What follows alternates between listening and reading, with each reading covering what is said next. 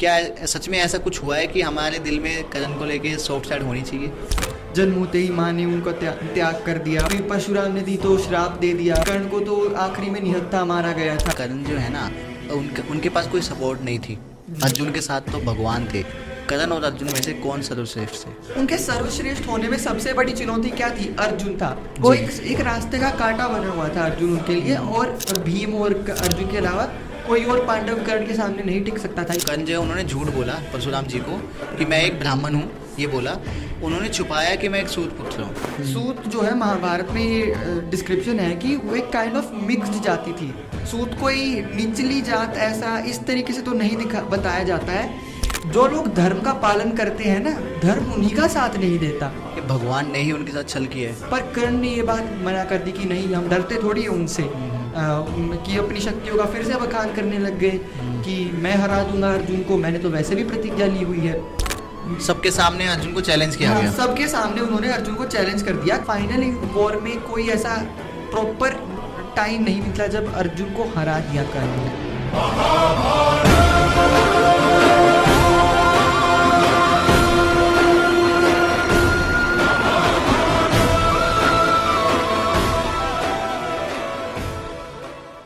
Hello Sumit भाई, कैसे हो? मैं ठीक हूँ, आप कैसे हो भैया? मैं भी बहुत ही अच्छा हूँ, और थैंक यू सो मच आपका दी यंग पॉडकास्ट के ऊपर दोबारा से आने के लिए।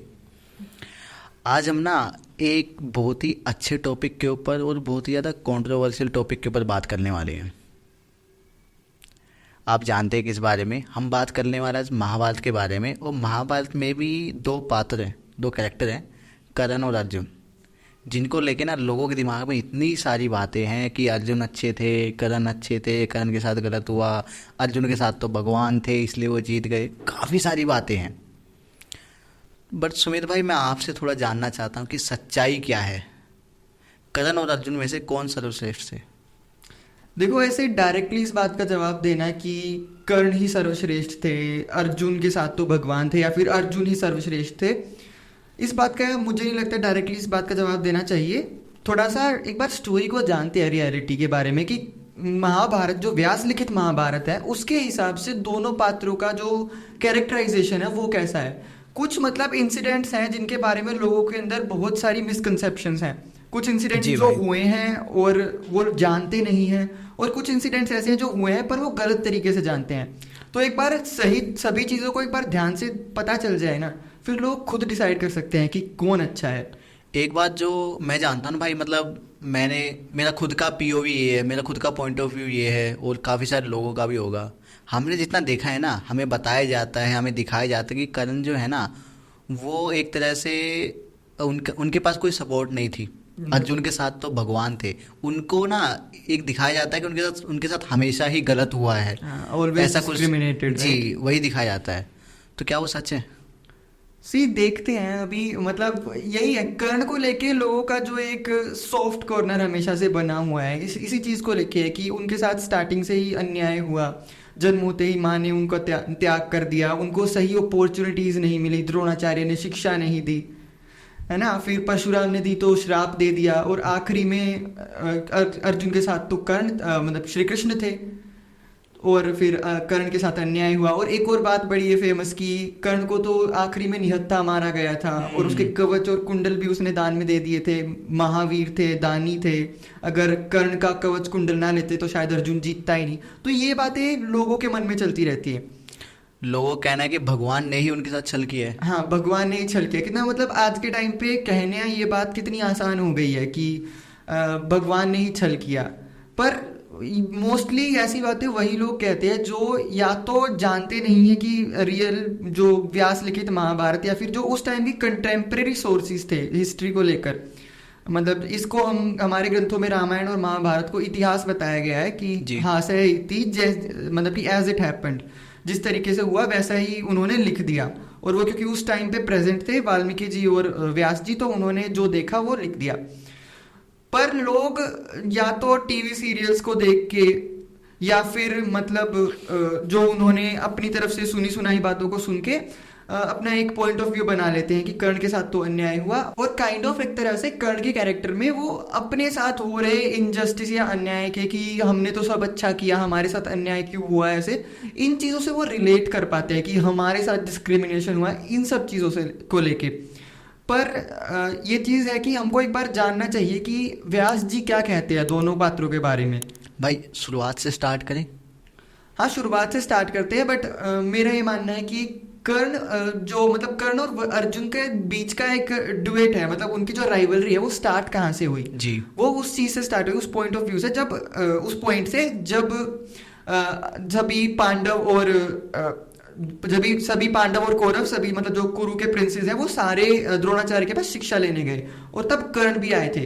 काइंड ऑफ वही पहली मुलाकात थी दुर्योधन के साथ भी कर्ण की, और वहीं से एक तरह से राइवलरी शुरू हुई थी। तो अगर हम वहां से स्टार्ट करें तो एक तो सबसे बड़ा ये मिसकंसेप्शन कि द्रोणाचार्य ने उनको शिक्षा देने से मना कर दी थी, इस बात को कह के कि वो तो सूत पुत्र हैं। जी। पहली बात, कर्ण द्रोणाचार्य ने उनको मना नहीं किया था, वो उनके साथ ही पढ़ते थे, दुर्योधन और बाकी सभी पांडवों के साथ ही पढ़ते थे, बस द्रोणाचार्य ने उनको ब्रह्मास्त्र की शिक्षा देने से मना कर दिया था। अब ये बात को भी लेगा कि वो तो सूत पुत्र कह के उनको अपमानित किया गया, बार बार उनको नहीं मतलब उन्होंने मना कर दिया शिक्षा देने से। पर एक बार जान लेते कि सूत होते क्या है। सूत जो है महाभारत में ये डिस्क्रिप्शन है कि वो एक काइंड ऑफ मिक्स्ड जाति थी। सूत कोई निचली जात ऐसा इस तरीके से तो नहीं बताया जाता है। एक क्षत्रिय पिता और ब्राह्मण माता, उनके जो ऑफ स्प्रिंग्स होंगे उनको कहा जाता था सूत। और महाभारत में ऐसे बहुत से लोग हैं जो सूत कम्युनिटी को बिलोंग करते थे, पर वो कोई ऐसे नहीं थे कि डिस्क्रिमिनेटेड लोग थे। कर्ण एक हम जानते कर्ण के बारे में, वो सूत थे। इवन जो मत्स्य देश के राजा थे जी, वो तो निषाद कम्युनिटी से, जो मत्स्य देश के राजा थे उनकी पत्नी और उनका पत्नी का भाई जो विराट के राजा राजा विराट थे, जो मत्स्य देश के राजा, उनकी पत्नी सुदेशना और उनका भाई कीचक, ये तो सुना होगा कि वनवास के अज्ञातवास के समय की बात है, वो भी सूत थे।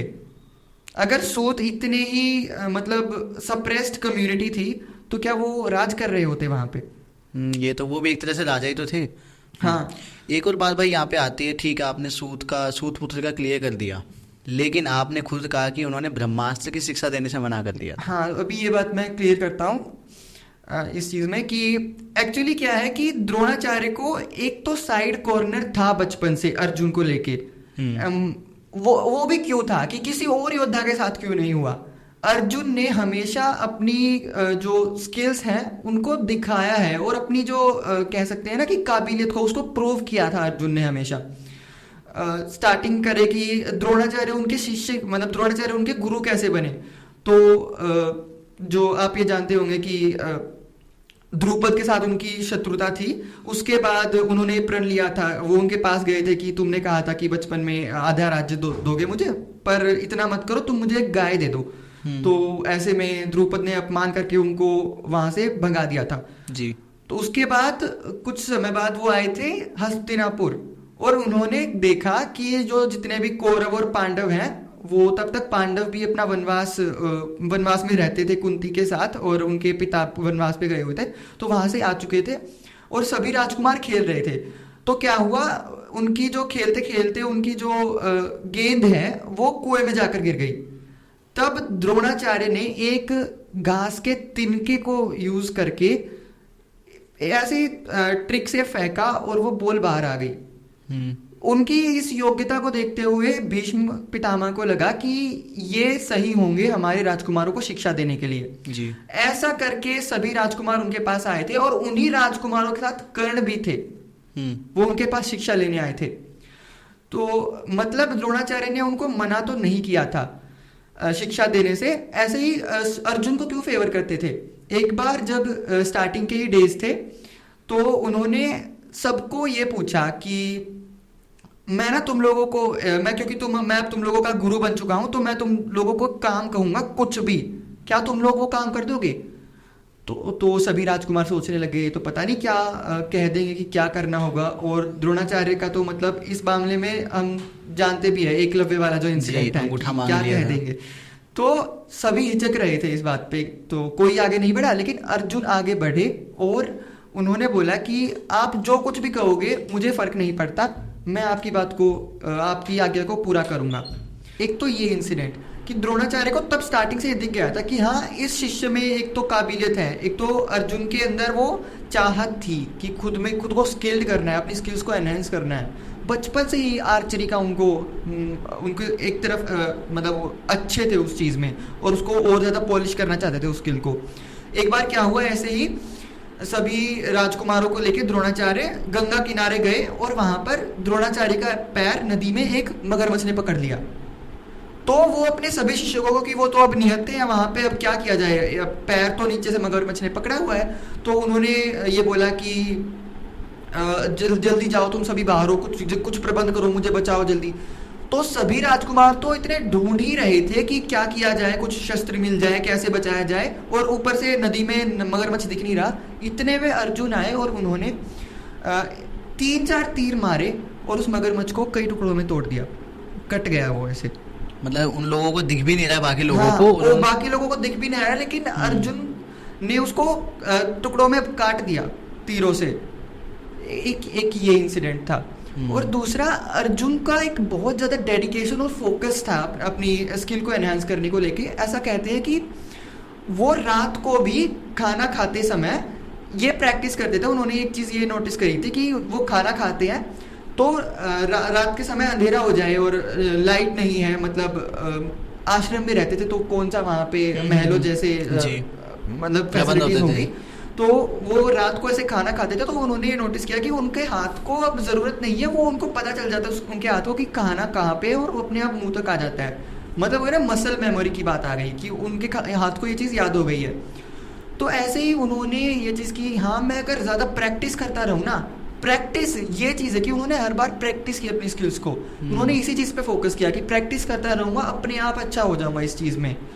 उल्टा दूसरी तरफ जो कर्ण को लेकर है ना, कर्ण भी बहुत अच्छे थे आर्चरी में, पर उनको ये जो है ना कि राइवलरी की, उनको भी आर्चरी में ही अच्छा बनना था। और एक लौता जो शत्रु है इस चीज़ में, एक राइवल है उनके लिए, वो अर्जुन, कि अर्जुन तो दिन ब दिन बेटर होता जा रहा है और द्रोणाचार्य का एक अफेक्शन डेवलप हो चुका है, क्योंकि कहीं ना कहीं द्रोणाचार्य को लग गया था कि यही मेरे को द्रुपद से मेरा बदला दिलवाएगा, अर्जुन ही, जो कि आगे चल के दिलवाया भी उनको जी।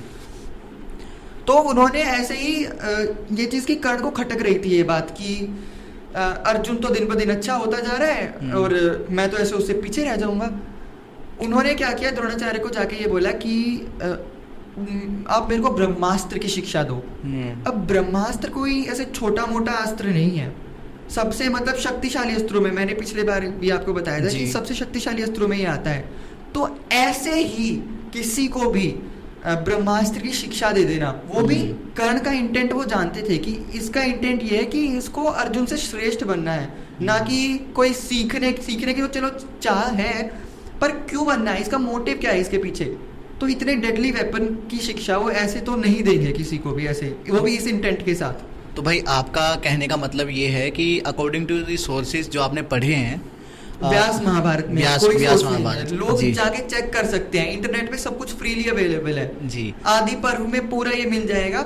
लोग पता है क्या, ट्राई तक नहीं करते कि हम एक बार जाके पढ़ ले जाके। इवन अगर मान लो कोई भी बात सुनी है, मेरी भी बात पे विश्वास मत करो, आपने कुछ भी सुना है तो एक बार जाके उस चीज़ को चेक करो। इंटरनेट पे बहुत सोर्सेज फ्रीली अवेलेबल हैं कि सारी इंग्लिश हिंदी ट्रांसलेशन सारे इवन श्लोकों के साथ आपको मिल जाएगी। IIT खड़गपुर की वेबसाइट पे पूरी वाल्मीकि रामायण है, एक एक श्लोक के साथ, और एक एक वर्ड का ट्रांसलेशन है वहाँ पे, हिंदी इंग्लिश दोनों में। जी भाई, इतने फ्री सोर्सेज हैं, लोग ट्राई कर सकते हैं, पढ़ सकते हैं वहाँ से। बस इंटरनेट पे लिखना है तो कि आदि पर्व, ये चैप्टर, ये इंसिडेंट, तो जाके लोग क्रॉस चेक कर सकते हैं। हाँ, क्रॉस चेक करें जाके। भाई मैं ये जानना चाह रहा था कि मतलब आपने जो पढ़ा है, जितना पढ़ा है उसके अनुसार कि जो कर्ण थे उनका इंटेंशन जो था वो अर्जुन के बराबर या अर्जुन के ऊपर जाना था, ना कि खुद में बेस्ट होना। सही हूँ? मतलब उनका फोकस बेसिकली इसी चीज पे रहा कि वो सर्वश्रेष्ठ हो जाए, और उनके सर्वश्रेष्ठ होने में सबसे बड़ी चुनौती क्या थी, अर्जुन था। वो एक रास्ते का कांटा बना हुआ था अर्जुन उनके लिए, और उनको एक किसी न किसी तरह से खुद को अर्जुन से श्रेष्ठ सिद्ध करना था। तो अब क्या हुआ, द्रोणाचार्य ने तो मना कर दिया, और काइंड ऑफ एक चीज ये पांडवों के खिलाफ जो एक ये राइवलरी स्टार्ट हो गई थी, इसकी वजह से कर्ण और दुर्योधन में एक बॉन्ड डेवलप हो चुका था तभी से ही। पर क्योंकि द्रोणाचार्य ने सिखाने से मना कर दिया ब्रह्मास्त्र, तो कर्ण आश्रम से चले गए, आश्रम छोड़कर, और परशुराम जी के पास गए और उन्होंने वहां पे झूठ बोला कि मैं ब्राह्मण हूँ और आप मुझे अपने शिष्य के रूप में स्वीकार कर लो। परशुराम जी ने स्वीकार कर लिया और उन्हें सारी वो शिक्षा दी। अब डेडिकेटेड स्टूडेंट तो कर्ण भी थे, जो जो उनके गुरु ने बताया वो उन्होंने सीखा। द्रोणाचार्य ने नहीं सिखाया तो क्या, परशुराम ने सिखाई सारी चीजें और उन्होंने सब सीख लिया। बट ये स्टोरी तो हम सब जानते हैं कि लास्ट में उनको पता चल गया। तब ये चीज कहते कि परशुराम ने श्राप दिया। व्यास महाभारत में से कि श्राप तो नहीं बोला गया कि उन्होंने श्राप दिया, उन्होंने चेतावनी दी।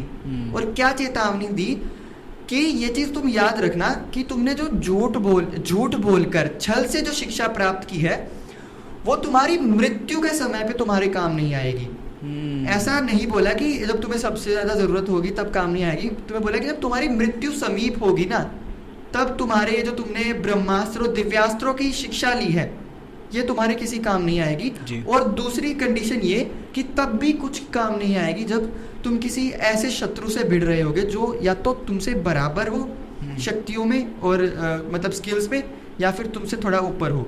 ऐसे परशुराम जी ने ऐसे उनको चेतावनी दे दी, पर तब तक उनकी शिक्षा पूरी हो चुकी थी।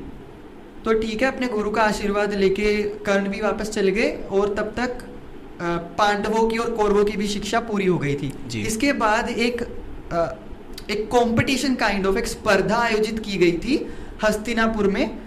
अपने जो राजकुमार अब सीख के आए हैं कि कुछ एक बार टेस्ट लिया जाए उनको, मतलब कोई युद्ध नहीं, बस एक अपनी कला का प्रदर्शन करना था कि जो कुछ भी सीख के आए हैं उसको एक बार प्रेजेंट करो। तो ये होने वाला था। सुमित भाई, आगे बढ़ने से पहले मैं एक चीज़ आपसे जानना चाहूँगा।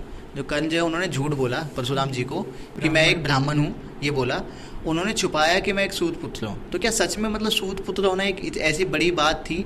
रीज़न क्या था कि उन्होंने छुपाया परशुराम जी से? मतलब इसके पीछे रीजन में भी ये हो सकता है कि सूत जो देखो ना आप, क्षत्रिय और उनका वो है क्षत्रिय पिता और ब्राह्मण माता, उनके ऑफस्प्रिंग्स को सूत कहते थे जी। तो परशुराम जी से छिपाने का मे बी ये रीजन हो सकता है कि क्योंकि परशुराम जी ने एक्सेप्ट फॉर भीष्म किसी भी क्षत्रिय को शिक्षा नहीं दी थी। क्योंकि आपको उनकी राइवलरी तो पता है ना, परशुराम जी की क्षत्रियों से राइवलरी थी। उन्होंने 21 बार ऐसे बोलते हैं जो बुरे क्षत्रिय थे उनको खत्म कर दिया था, क्षत्रियहीन कर दिया था धरती को। तो इसलिए उन्होंने मतलब ये बताना सही नहीं समझा कि मैं इनको बताऊंगा, तो ऐसा है तो शायद ये मना करने डाउट में थे वो। और या फिर ये भी हो सकता है कि उन्हें ये लगा कि द्रोणाचार्य ने मना कर दिया तो क्या ये भी मना कर दे, शायद इसलिए उन्होंने अपनी आइडेंटिटी छिपा दी। मतलब कहीं ना कहीं उनको डाउट था कि क्या पता ये बात हो। ठीक है, उसके बाद ना हम थोड़ा आगे बढ़ते हैं। हम जब महाभारत को देखते हैं तो हमें समझ में आता है कि या फिर लोगों को जो लगता है कि कर्ण के साथ हमेशा बुरा हुआ है, एक सॉफ्ट साइड होती है लोगों के दिलों में। तो वो सॉफ्ट साइड क्यों है? क्या सच में ऐसा कुछ हुआ है कि हमारे दिल में कर्ण को लेके सॉफ्ट साइड होनी चाहिए? मतलब देखो, एक चीज की जो थोड़ा सा डिस्क्रिमिनेशन है उनको लेके, बोलते कि सूत थे इसलिए हर बार डिस्क्रिमिनेट किया गया है। हाँ, थोड़ा थोड़ा तो मिलता है, बहुत जगह पे वर्णन मिलता है। अभी मैं आपको बात बताऊंगा कि जो स्पर्धा हो रही थी हस्तिनापुर में, वहां पर भी ये चीज तो पॉइंट आउट की जाती है कि सूत पुत्र है। कहीं ना इस चीज के लिए नहीं कि सूत लोअर कास्ट आती है इसलिए, पर इस बात के लिए कि कहीं ना कहीं तो जो पांडव है और कौरव है वो राजकुमार है जी, और कर्ण एक मतलब साधारण योद्धा। तो उस चीज को लेकर तो कहीं मतलब साधारण कुल से बिलोंग करते थे, सूत कुल से। तो मतलब मे बी इस चीज के चलते कि थोड़ा तो डिस्क्रिमिनेशन हुआ क्योंकि वो राजकुमार थे और वो एक साधारण कुल से बिलोंग करते थे। थोड़ा हुआ, जितना दिखाया गया उतना नहीं हुआ। जितना इस बात पे बुलाया जाता है ना कि हर चीज में उनको तो कुछ भी अपॉर्चुनिटीज मिली ही नहीं, उनके साथ हमेशा ही गलत हुआ। दुर्योधन ने उनको आधा राज्य दे दिया था, मतलब आधा राज्य नहीं, मतलब कर्ण अंग जो प्रदेश है जो कि आज का वेस्ट बंगाल वाला एरिया जो है, बिहार और वेस्ट बंगाल का जो काइंड ऑफ एरिया में फैला हुआ था अंग प्रदेश, उसका राजा बना दिया और किसी ने भी ऑब्जेक्शन नहीं उठाया, किसी ने भी। और जो सूत थे, जैसे मैंने आपको बताया कि जो मत्स्य किंगडम है, जी। जो आज के राजस्थान साइड में जयपुर साइड का जो एरिया है ना, वो मत्स्य किंगडम था। तो वहाँ पे जो उनकी रानी थी सुदेशना और उनके भाई कीचक, वो भी सूत थे। तो वो भी सूत थे। अगर सूत सच में सप्रेस्ड क्लास थी तो उनको ऐसा थोड़ी कि पूरा ही डिस्क्रिमिनेट किया गया। मुझे नहीं लगता इस बात पे डिस्क्रिमिनेट किया गया है। मे भी शायद राजकुमारों को लेकर कि ये उनका तो सुपीरियर दिखाया ही जाता था। तो इसके बाद जब हस्तिनापुर में जब वो स्पर्धा चल रही थी सभी राजकुमारों के आने की खुशी में, तो आखिरी में अर्जुन की बारी थी और अर्जुन ने अपनी आर्चरी स्किल्स, उन्होंने आगे अपनी तीरंदाजी दिखाई, अपने मतलब जो भी वो सीख के आए थे सारी कला का प्रदर्शन किया। और सभी मतलब जो जनता बैठी हुई देख रही थी वो तो हैरान थी कि मतलब अर्जुन के तो क्या ही कहने, ये इतना बढ़िया सीख के आया है। तभी वहाँ पे सभा में एकदम से कर्ण आ जाते हैं। मतलब वही कि बिना बुलाए ऐसे काइंड ऑफ वो आ गए वहाँ पे और उन्होंने ये कहा कि आप जो जनता आप खुश हो रही थी कि अर्जुन की स्किल्स को देख के कि मैं अर्जुन को चुनौती देता हूँ और आप मेरी क्षमताओं को देखिए, मेरी स्किल्स को देखिए। सबके सामने अर्जुन को चैलेंज किया गया। सबके सामने उन्होंने अर्जुन को चैलेंज कर दिया कि आप देखना मैं अर्जुन से बेटर परफॉर्म करके दिखाऊंगा, मैं उससे बढ़िया हूँ हर चीज में। आप देख रहे हैं उन्होंने बोला कि मैं पार्थ बोला गया है अर्जुन को यहाँ पे जी।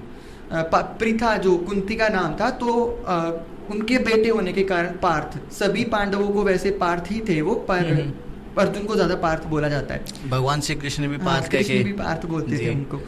तो सबके सामने चैलेंज कर दिया कर्ण ने उनको। तो अब ये बात देख के तो दुर्योधन खुश हो गया कि पहली बार ऐसा कोई आया है कि जिसने अर्जुन को चैलेंज कर दिया। पांडवों को मारने, मतलब पांडवों से जो राइवलरी है दुर्योधन की, उसको लेके कहीं ना कहीं पांडव उससे ज्यादा बेटर रहे हैं दुर्योधन से हमेशा, चाहे शक्ति में, चाहे युक्ति में, चाहे बल में। तो अब उन्होंने देखा कि किसी ने अर्जुन को ऐसे सबके सामने चैलेंज कर दिया है, इसको तो मेरे को अपनी साइड करना है। तो पर ये कोई युद्ध का मैदान नहीं था। अब अर्जुन ने भी सोच लिया कि हाँ मेरे को चैलेंज कर रहा है, मैं जाता हूँ, मैं अपनी पूरा एक द्वंद्व करूंगा अब इसके साथ, चुनौती दे दी है तो द्वंद्व करेंगे। पर जो कृपाचार्य हैं, जो कुल गुरु हैं पूरे हस्तिनापुर के, तो वो बोलते हैं ये कोई युद्ध का मैदान नहीं है कि यहाँ पे तुम लोग युद्ध करोगे। ये बस इस चीज के लिए था कि सभी राजकुमारों की जो शक्ति है, क्षमता है, उनका एक बार निरीक्षण किया जा सके। ये कोई जंग का मैदान नहीं, कोई युद्ध नहीं। तो और दूसरी बात कृपाचार्य ये बोलते हैं यहाँ पे कि तुम अपना परिचय दो। उन्होंने अर्जुन के बारे में बताया कि ये तो राजकुमार हैं, पांडु के पुत्र हैं, और राजकुमार से तो राजकुमार ही, उन्होंने ये बोला कि राजकुमार से तो राजकुमार का ही द्वंद्व होना चाहिए, तुम अपना परिचय दो, तुम कौन हो। अब कर्ण तो ये बात जानते थे कि वो सूत पुत्र हैं, तो ऐसे राजकुमार के साथ वो करेंगे, पर उन्होंने बोला कि मैं इससे बेटर करके दिखाऊंगा। तो भीम खड़े होके वो बोलते हैं कि सूत का काम तो होता है रथ चलाना, ये रथ क्यों नहीं चलाता जो ये अर्जुन को चैलेंज कर रहा है। मतलब क्योंकि जो सूत जो होते थे बेसिक ज्यादातर वो क्या काम करते थे, रथ चलाते थे। वैसे तो हर चीज में, हर ऑक्यूपेशन में उनका वो हर ऑक्यूपेशन में इन्वॉल्व थे, बट रथ चलाना काइंड ऑफ एक कह सकते हैं ना प्राइमरी ऑक्यूपेशन था, या ज्यादा पॉपुलर था उनके बीच में। ज्यादा पॉपुलर था, वो बेटर थे, मतलब एक कह सकते हैं सारथी बनने में, अच्छे सारथी थे वो जी। तो भीम ने ये बात बोल दी उनके सबके सामने। अब कर्ण को तो ये अपमानित फील हुआ इस बात पे, और दुर्योधन को ये दिख गया था कि ये तो इनका राइवल है, और हम कि दुश्मन का दुश्मन दोस्त होता है। तो उन्होंने वो बीच में आए दुर्योधन, उन्होंने ये बोल दिया कि अगर यही बात है ना कि कर्ण राजकुमार नहीं है तो ये द्वंद्व नहीं कर सकता। पहली बात तो ये कि एक योद्धा को जो जज करना है वो उसकी शक्तियों से, उसके साहस से जज करना चाहिए, उसका आंकलन उसकी शक्तियों से करना चाहिए, ना कि उसके जन्म के आधार पर। ठीक है। तो उन्होंने बोला कि अगर यही बात है कि अगर यही बात है कि जो कर्ण है वो इसलिए अर्जुन से युद्ध नहीं कर सकता कि वो राजकुमार नहीं है, तो मैं आज से कर्ण को अंग प्रदेश का राजा घोषित करता हूँ। अंग प्रदेश वही है जहां से कर्ण का जन्म हुआ था, जो उनके पिता अधिरथ वो वहीं पे रहते थे। तो उन्होंने उसी किंगडम का जिस जहाँ पे उनका वो एक अलायंस थी, एक सब्सिडरी अलायंस हस्तिनापुर की, तो उसका राजा कर्ण को घोषित कर दिया। अब इन्हीं सब कहा सुनी में पूरा दिन बीत गया और वो द्वंद्व नहीं हो पाया। पर अब कर्ण अंग प्रदेश के राजा बन चुके थे और दुर्योधन के साथ उनकी घनिष्ठ मित्रता हो चुकी थी। इसके बाद से मित्रता, हाँ, इसके बाद से मित्रता ज्यादा थी।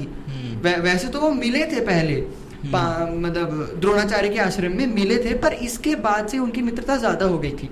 तो अब कर्ण, क्योंकि जब से अंग प्रदेश के राजा बन चुके थे, तो अब कर्ण जो है वो दुर्योधन के और उनके जो जितनी भी काइंड ऑफ एक टीम थी, दुशासन, मामा शकुनी, उनके साथ ही वो रहते थे।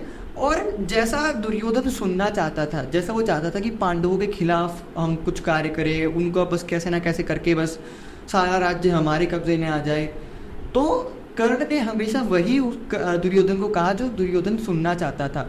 क्योंकि कर्ण के आने के बाद दुर्योधन को ये हो गया कि एक अब योद्धा तो है जो उनकी बराबरी कर सकता है, अब मैं कह सकता हूँ कि मैं पांडवों को पूरी टक्कर दे सकता हूँ। तो इसके बाद लाक्षागृह का षड्यंत्र हुआ जी। उसमें शकुनी, कर्ण, दुशासन सब इन्वॉल्व थे, पर कैसे ना कैसे करके उसमें लाक्षागृह में वर्णावृत में जो आग लगी थी वहां पे पांडव बच गए। और फिर कैसे, मैंने आपको पिछली वीडियो में बताया था कि फिर वो जंगलों में गए, हिडिंबा से विवाह हुआ, घटोत्कच पैदा हुए, फिर उसके बाद से वो वहीं से सीधा पांचाल चले गए। पांचाल में द्रौपदी का स्वयंवर था। वहां पर अब एक चीज पॉइंट आउट की जाती है हमेशा कि द्रौपदी ने उठकर ये कह दिया था कि जब कर्ण की बारी आई स्वयंवर में कि सूतम न वरियामी, कि मैं तो सूत पुत्र से विवाह नहीं करूंगी। मैं ये चीज देखो बताना चाहूंगा कि ये चीज क्लियर नहीं है कि ये सच में ओरिजिनल महाभारत का पार्ट है कि नहीं है, क्योंकि ऐसा जो बोरी क्रिटिकल एडिशन है उसमें उन्होंने बताया कि 12 मैन्युस्क्रिप्ट हैं महाभारत की, उनको 12 मैन्युस्क्रिप्ट्स मिली थी, उसमें से केवल जो 5 है वो भी रिसेंट वाली जी, उनमें ये बात मिली कि सूतम न वरियामी। बाकी इसमें से किसी में भी इवन ये वर्णन नहीं मिलता कि कर्ण ने कोशिश भी करी थी वो धनुष उठाने की जी। और एक साउथ इंडियन एक एडिशन है, मैन्युस्क्रिप्ट है अलग महाभारत की, वहां पे ये चीज वर्णित है कि कर्ण ने उठाया धनुष और एक बाल की चौड़ाई जितने डिस्टेंस से वो प्रत्यंचा चढ़ाने से चूक गए थे। तो यहाँ पे कुछ भी क्लियर तो नहीं है, ना द्रौपदी की कही हुई बात की जो बार बार किया जाता कि कर्ण के साथ अन्याय हुआ, द्रौपदी ने ऐसा बोला, ना ये क्लियर है, ना ही ये क्लियर है कि कर्ण ने उठाया हो या फिर वो उठा सकते थे। तो इस चीज में क्लियर नहीं है। पर हाँ, एक चीज पता है कि कर्ण ने वो धनुष नहीं, मतलब वो काइंड ऑफ वो प्रतियोगिता में या तो पार्टिसिपेट नहीं किया या फिर जीते नहीं, कुछ भी कहो, पर स्वयंवर में वो द्रौपदी नहीं जीती है, मतलब एक तरह से सीधा अर्जुन जीते वहां पे। और उसके बाद से उनका द्रौपदी से 5 पांडवों का विवाह हुआ। और जब वो वापस आए तब ये बात चल रही थी पूरी सभा में कि भीष्म पितामह ने ये सजेस्ट किया, भीष्म पितामह ने, कि जितना भी अब जो एंसेस्ट्रल वेल्थ है ना हमारी, जो पुरखों से जितनी भी हमारी संपत्ति है, जो भी हमारा राज्य है, इसको 2 हिस्सों में बंटवारा कर देते हैं। जो दुर्योधन और युधिष्ठिर के बीच की राइवलरी है वो खत्म हो जाएगी।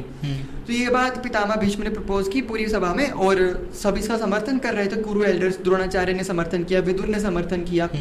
कि तभी कर्ण उठकर बीच में ये बोलते हैं धृतराष्ट्र को एड्रेस करते हुए कि महाराज, ये जो आपके बड़े हैं जिनका आप आदर सम्मान करते हैं, ये जो आपके मंत्रीगण हैं, ये आपके हित की बात ही नहीं कर रहे हैं। ये तो पांडवों के तरफ इनका मत है, ये तो पांडवों के हितैषी हैं और ये आपका भला चाहते ही नहीं है। काइंड ऑफ जितने भी कुरु एल्डर्स हैं उनकी लॉयल्टी को क्वेश्चन कर दिया कि ये थ्रोन के प्रति लॉयल नहीं है, ताज के प्रति जो मतलब महाराज धृतराष्ट्र है उनके हित में बात नहीं कर रहे हैं, ये बात कह डाली।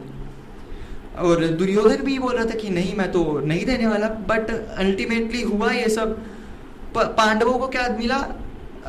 खांडव वन, पूरी बंजर भूमि, कुछ भी नहीं था वहां पे जी। पांडवों ने अपने परिश्रम से वहां पे पूरा वन था, तक्षक नाग रहता था वहां पे, और श्री कृष्ण के साथ अर्जुन गए वहां, इंद्र के साथ भी युद्ध हुआ, वहीं पे उन्हें अपना दिव्य धनुष मिला। और एक वर्णन के अनुसार तो श्री कृष्ण को सुदर्शन वहां पे मिला, और एक दूसरे मतलब यहाँ पे एक अनसर्टेनिटी है कि दूसरी जगह बताया जाता है कि परशुराम जी ने दिया, तो वो एक अलग कहानी। बेसिकली पांडवों ने इंद्रप्रस्थ बसाई अपने परिश्रम से। अब पांडव फलने फूलने लगे। इंद्रप्रस्थ वाला टाइम थोड़े समय का बहुत टाइम था जब पांडव सच में अच्छा राजपाट राजसी सुख भोग रहे थे, अच्छा जीवन था उनका, वरना वो पूरी जीवन वो भटकते रहे, वनों में रहे।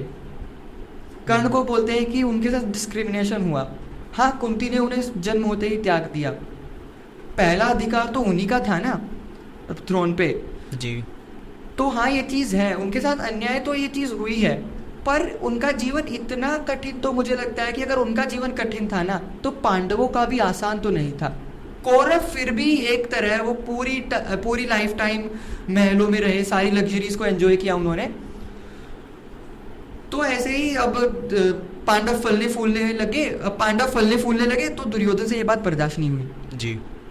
उन्होंने ये इंसिडेंट हुआ था कि वो पानी में गिर गए थे और फिर उन पर हंसने लगे पांडव, वो माया महल वाली कहानी। तो इस बात से दुर्योधन गुस्सा हो गए। और इसमें एक और चीज़ यहाँ पे एक आती है कि द्रौपदी हंसी थी, और कई लोग, मैं आज देखता हूँ कि बुरा भी लगता है ये बात सुन के कि लोग कहते हैं कि द्रौपदी का अपनी जुबान पे कंट्रोल नहीं था इसलिए महाभारत हुई। ऐसा लोग कहते हैं कि, हाँ, ऐसा लोग कहते हैं। एक कारण बताते हैं कि सबसे बड़ा कारण तो द्रौपदी है, उसने ही भाइयों को आपस में लड़वा दिया। जबकि आप एक चीज देखते आ रहे हो कि अभी तो स्वयंवर हुआ है, उससे पहले राइवलरी क्या द्रौपदी ने करवाई थी उनके बीच में? नहीं, जो स्टार्टिंग से चलती आई है ना। पर मैं इस बात में ये चीज क्लियर करना चाहता था कि व्यास लिखित महाभारत में ये मेंशन नहीं है कि द्रौपदी वहां पर हंसी हो। इवन वो तो सभा में ही नहीं थी, कि कोई भी स्त्री नहीं थी सभा में, ऐसा मेंशन है। पर क्योंकि वो सब पानी में गिर गए थे उन सभा में और उनका मजाक उड़ाया गया, सभी पांडव हंस रहे थे युधिष्ठिर को छोड़ के। तो ये बात दुर्योधन को पहले ही चुभ रही थी कि ये तो फल फूल रहे हैं, इतना ग्रो कर रहे हैं लाइफ में। और युधिष्ठिर का राजसूय एक हो चुका था तब तक। सभी पांडवों ने, मतलब अब सभी राज्यों को उनकी तरफ, इंद्रप्रस्थ की तरफ कर लिया था। एक छत्रराज हो चुका था युधिष्ठिर का। और इसमें एक और चीज़ आती है कि एक छत्रराज है तो क्या जो कर्ण का देश है उन्हें भी तो या तो उन्हें बहलाया फुसलाया होगा या फिर उन्हें हराया होगा। तो भीम गए थे ईस्ट की साइड और भीम ने हरा दिया था कर्ण को सरेंडर करना पड़ा था। मान ली थी ये बात कि ठीक है सरेंडर कर देते हैं, और युधिष्ठिर का राजसूय है कि तभी सफल हुआ था। यानी कि मतलब एक पॉइंट पर तो यहाँ पे भीम से कर्ण हार चुके। ये बड़ी डिफरेंस चीज, वही चीज मैंने भी नोटिस की कि यहाँ पे कर्ण जो है वो कहीं ना कहीं हार गए पांडवों से। भीम से हार गए। अर्जुन से तो छोड़ो, भीम से हार गए। हाँ, तो अभी तो अर्जुन से युद्ध हुआ भी नहीं है। आपसी वार्तालाप चलती आ रही है, बस हुआ नहीं है युद्ध। तो आगे क्या होता है, ये सब हुआ जो इंद्रप्रस्थ में ये सब घटना हुई। तो दुर्योधन को ये बुरी लग रही थी। उसने महाराज धृतराष्ट्र को जाके भड़काया इस बात पे कि ऐसा ऐसा मेरे साथ हुआ, मेरा मजाक उड़ाया। और वहाँ पे उन्होंने ये चीज़ भी मेंशन कर दी कि सब लोग हंस रहे थे मेरे पे, नकुल सहदेव अर्जुन और भीम हंस रहे थे। और वहाँ पर उन्होंने ये मेंशन कर दिया कि द्रौपदी भी हंस रही थी, जबकि व्यास महाभारत में ये पीछे मेंशन आ गई ये बात कि कोई भी स्त्री नहीं थी वहाँ पे। तो यहाँ पे क्या पता चल रही है ये बात कि धृतराष्ट्र को भड़काने के लिए दुर्योधन झूठ बोल रहे थे, है ना।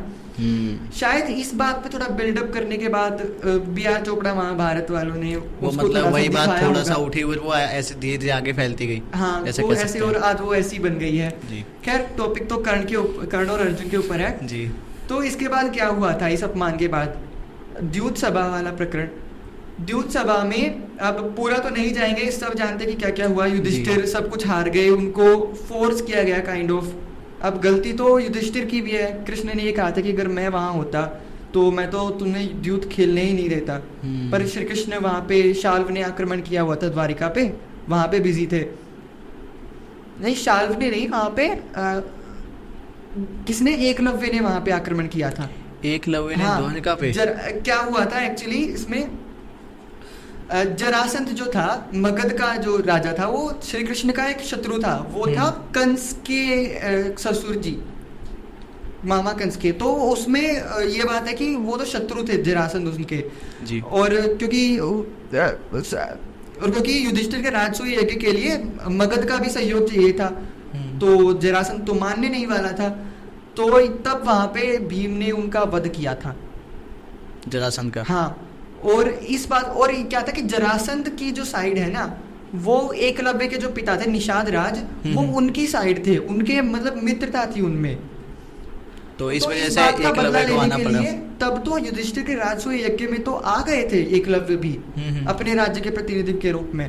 पर उन वहां पे बाद में आने के बाद उन्होंने द्वारिका पर आक्रमण कर दिया था, और श्री कृष्ण वहां पे बिजी हो गए, और यहाँ पे द्यूत सभा का सारा प्रकरण हुआ।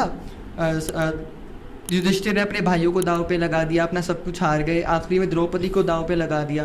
और फिर जो द्रौपदी के साथ हुआ सबसे निंदनीय घटनाओं में से महाभारत की, कि एक पूरी ऐसी सभा जिसमें कोई स्त्री नहीं है, उसमें उस सभा की, उस प्रदेश की कुल वधु को ऐसे समय पे जब वो रजस्वला थी, मतलब मेंस्ट्रुएटिंग वुमन, ऐसे समय पे उनको, वो एक ही कपड़े में लिपटी हुई थी, ऐसे समय पे उनको बालों से घसीटते हुए लाया गया, और फिर जो हुआ वो सब जानते हैं। तो जब ये बात चल रही थी ना कि दुर्योधन कहते हैं कि दुशासन को ये मतलब दुर्योधन ने दुशासन को ये आदेश दिया कि इसको निर्वस्त्र कर दो, इसका चीरहरण करो द्रौपदी का। तो कर्ण ये, तो जो विकर्ण है, एक कौरवों में छोटे भाई थे, कौरवों के छोटे भाई विकर्ण, वो आगे जाके आते हैं और वो अपने भाइयों के खिलाफ ही ये बात बोल रहे हैं कि ये लोग, तुम ये लोग, ये बात तुम लोग गलत कर रहे हो, ये मतलब हमारी हमारे कुल वधु है, इनके साथ ऐसा व्यवहार, एक तो इनका इस सभा में आना ही गलत था, दूसरी बात इनके साथ ऐसी ये बहुत गलत चीज हो रही है, ऐसा मत करो। तो कर्ण इस बात को पॉइंट आउट करते हैं विकर्ण को टोकते हुए कि ऐसी स्त्री, द्रौपदी के बारे में सुनो, ऐसी स्त्री जो 5 पतियों से इसके साथ संबंध है, ये तो बंदकी है। बंदकी मतलब ये वर्ड यूज किया गया वहां पे, बंदकी मतलब वैश्या बोला उनको, कि ऐसा बोलते हैं कि एक स्त्री के लिए तो एक ही पति होना चाहिए, इसके तो 5 पति है, ये तो बंदकी है। और ऐसी स्त्री के ऊपर वस्त्र रहे ना रहे क्या फर्क पड़ता है, ये बात कर्ण ने बोली। ठीक है। और इसके बाद दुर्योधन ने जो किया, अपनी जंगा दिखा रहे थे उनको, और जब द्रौपदी इसके बाद क्वेश्चन करने लगी ना, जब सारी चीज़ों को, कि मेरे को दांव पे लगाने का क्या हक पड़ रहा था किसको, कि ये तो पहले खुद को हार चुके थे ना, फिर मुझे कैसे दांव पे लगा दिया। तो ये बहुत लंबा प्रकरण चल रहा है, बहुत लंबी कॉन्वर्सेशन थी। पर कर्ण के पॉइंट ऑफ व्यू से मैं आगे बात बताऊं, जब द्रौपदी ये क्वेश्चन कर रही थी ना धृतराष्ट्र से, तो कर्ण बीच में उठ के खड़े हुए, वो बोले कि कर्ण ने ये बात बोली कि क्योंकि तुम्हारा पति तुमको हार चुका है और पत्नी तो पति का ही अनुसरण करती है, तो इस हिसाब से तो तुम दासी हुई ना, ये दास बन चुके हैं, तुम भी दासी हुई, इसका मतलब तो तुम एक काम करो, तुम्हें तो सभी दासियों के बीच रहना चाहिए, कौरवों की अब सेवा करनी चाहिए, और युधिष्ठिर तो तुमको, तुम्हारे पति तो तुम्हें हार गए जुए में, तुम एक काम करो, तुम्हें ना यहाँ पे सभा में से किसी एक को अपना पति चुन लो, ये तो तुमको हार गए, ये तो तुम्हारी रक्षा कर नहीं पाए। ये बात तो भाई कोई भी सुनेगा तो यही कहेगा, गलत ही बताएगा कर्ण को, तो जो कि गलत है। गलत ही है ये। अब दुशासन के कर्मों के लिए और दुर्योधन ने जो किया उस चीज को लेके भीम ने तो हम जानते हैं कि प्रतिज्ञा ली थी कि दुर्योधन की जंगा तोड़नी है और दुशासन की छाती चीर कर उसका रक्त पीना है।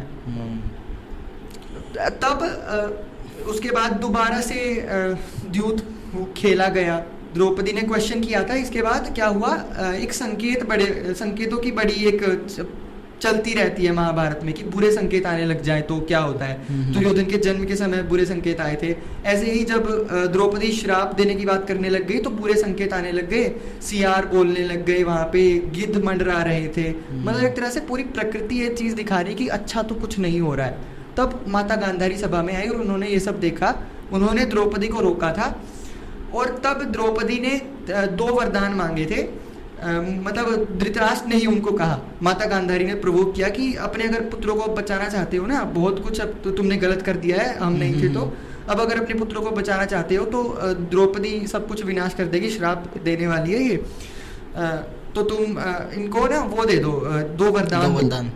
तो धृतराष्ट्र ने खुद से बोला कि तुम वरदान मांगो।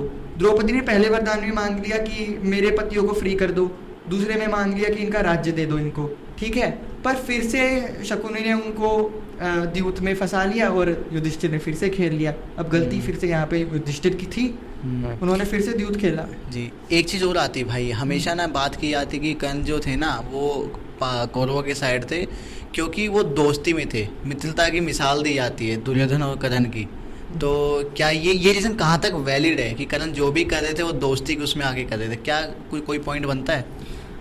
मतलब एक चीज़ तो है कि कर्ण को ये चीज़ पूरी लाइफ रही कि दुर्योधन ये एक ऐसा मिला जिसने उनको अच्छे से ट्रीट किया। राजसी सुख वो जो भी भोग रहे थे वो दुर्योधन की वजह से ही तो था। तो वो काइंड ऑफ अपने आप को इंडेप्ट मानते थे, इंडेप्टेड, मतलब कि मानते थे कि मेरे पे तो कर्ज है दुर्योधन का, मैं उसका ये कर्ज कभी चुकाऊंगा पता नहीं कैसे।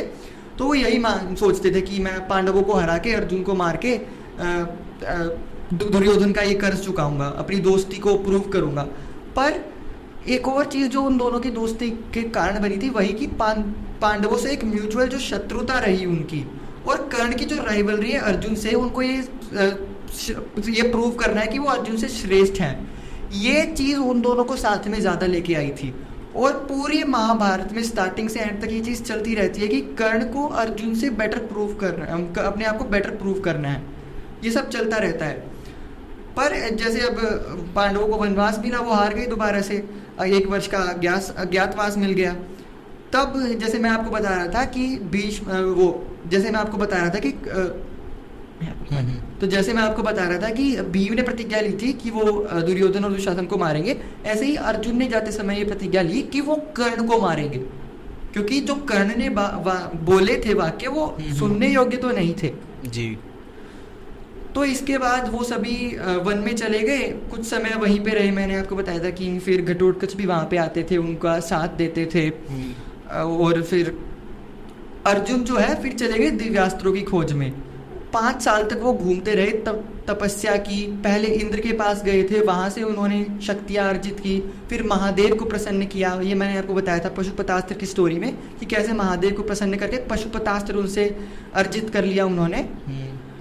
तो इन द मीन टाइम जब अर्जुन गए हुए थे तो बाकी 4 पांडव और द्रौपदी वो तीर्थ यात्रा पे निकले हुए थे। मैंने आपको बताया था कि लास्ट टाइम कि द्रौपदी बेहोश भी हो गई थी बद्रिका की पहाड़ियों में, घटोत्कच आए थे। पिछला जो पॉडकास्ट हुआ था महाभारत के बाद क्या हुआ, इस टाइटल से हमारे चैनल पर है वो पॉडकास्ट, उसमें तो वहां तक तो ये चीज हुई।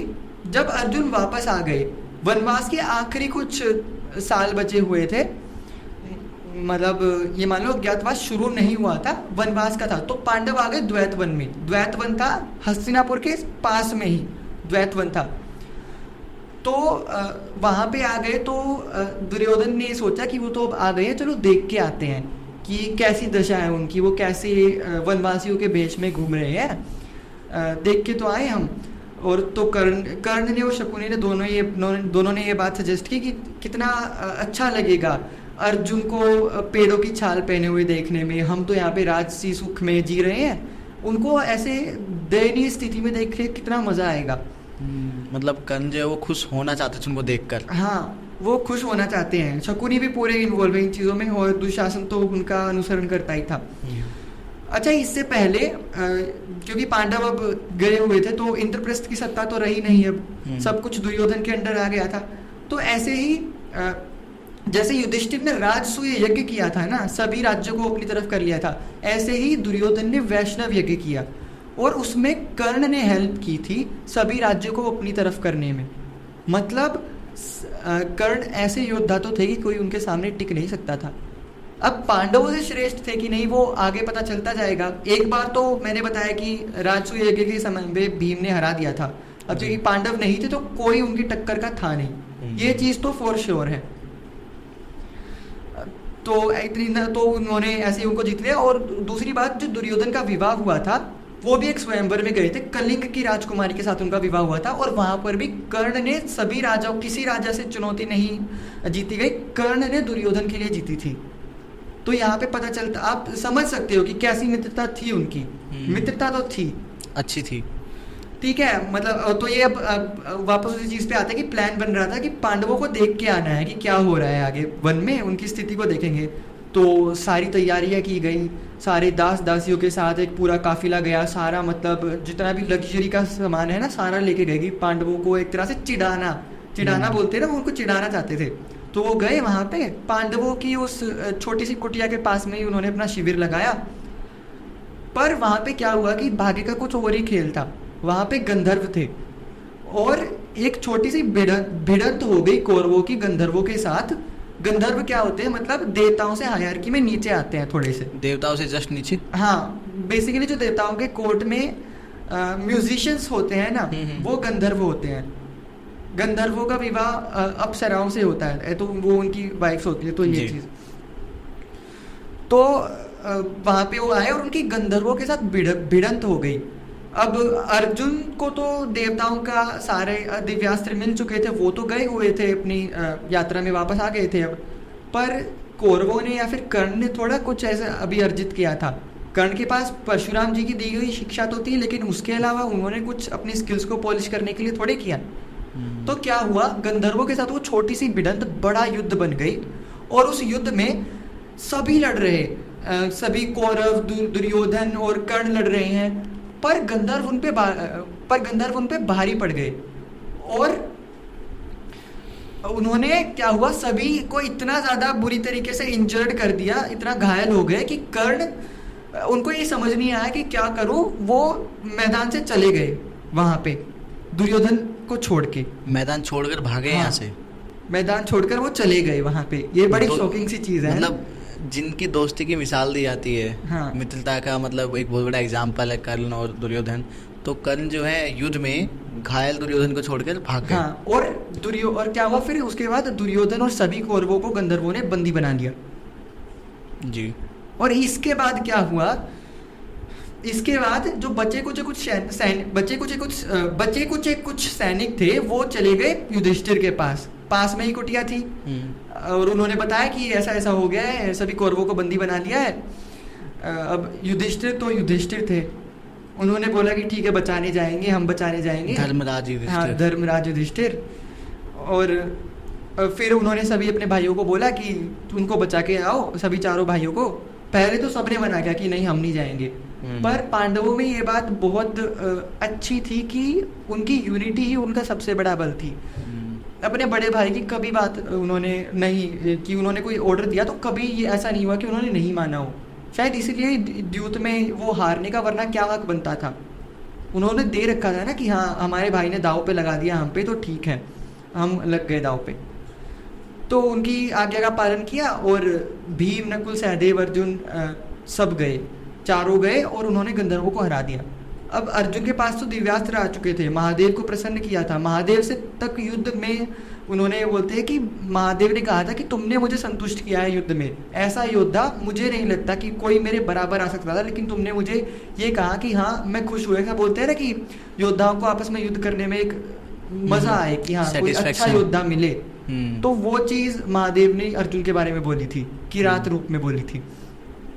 तो गंधर्वों को हरा दिया और कौरवों को फ्री करवाया, छुड़वा लिया। और युधिष्ठिर ने फिर ये सुनिश्चित किया कि वो सही सलामत पहुंच जाए हस्तिनापुर। तो जब काफिला वापस जा रहा था, तब कर्ण मिले। तो उन्होंने बोला दुर्योधन को कि मैं इतना घायल हो चुका था, कुछ समझ ही नहीं आ रहा था मेरे को, तो मैं थोड़ी देर के लिए चला गया था। पर दुर्योधन को इस बात से फर्क ही नहीं पड़ रहा था। उनको तो एक दूसरी बात ज्यादा खटक रही थी कि पांडवों ने उनको बचा लिया, मतलब एक तरह से वो पांडवों की दया का पात्र बन गए। अब ये चीज तो दुर्योधन को बिल्कुल बर्दाश्त नहीं कि पांडवों ने उन पे कोई एहसान कर दिया। उनको ये इतना बुरा लग गया था कि वो बोल रहे थे कि मैं तो अब मरना चाहता हूं, मैं कुछ भी नहीं खाऊंगा। उन्होंने बोला कि मैं अब कुछ भी नहीं खाऊंगा, मैं व्रत रखूंगा अब और मैं मर जाऊंगा ऐसे ही।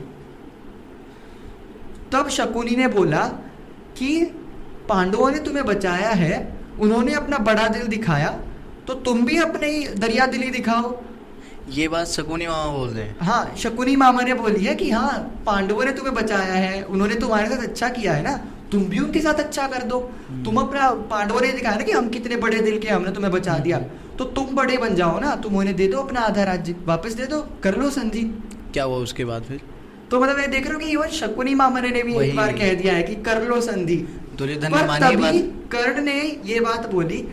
पर ये बात देखो दुर्योधन को ऑब्वियसली एक्सेप्टेबल नहीं होगी जो शकुनी मामा ने बोली। नहीं होगी, तभी जो कर्ण इस ने- बात से परेशान है कि उन्होंने बचा लिया, मैं मरना पसंद करूंगा, हाँ, तो वो एक्सेप्ट तो नहीं करेगा। एक्सेप्ट तो नहीं करेंगे। तो तभी कर्ण ने ये बात बोली कि कोई एहसान नहीं किया है पांडवों ने तुम पे, ये तो अब तुम्हारी प्रजा बन चुके हैं ना, सारा राज्य तुम्हारा है, अब ये तो तुम्हारी प्रजा है, और एक प्रजा का धर्म बनता है कि वो अपने राजा की मदद करे। क्या अच्छा किया है तुमने, और तुम क्या अच्छा किया उन्होंने तुम्हारे लिए, और तुम क्यों दुखी हो रहे हो? पांडवों ने खुद को मारने की बात नहीं की जबकि वो तो अपना सारा राज्य खो चुके थे, तुम क्यों अपने आप को मारने वाले हो? और उन्होंने फिर ये बोला कि है ना, अगर तुम्हें यही लग रहा है ना कि अर्जुन की शक्तियों को देख के कि वो तो अब इतनी शक्ति अर्जित कर चुका है, तो मैं तुम्हें वचन देता हूँ कि मैं मारूंगा अर्जुन को। उन्होंने वहां पे शपथ ली कि मैं अर्जुन को मार दूंगा।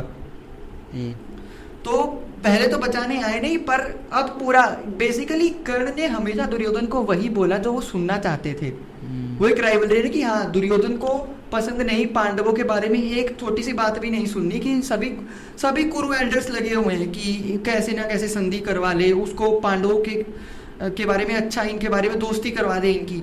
तो पर भाई ये दुर्योधन करना नहीं चाहता और कर्ण उसका पूरा साथ दे रहा है इस मामले में।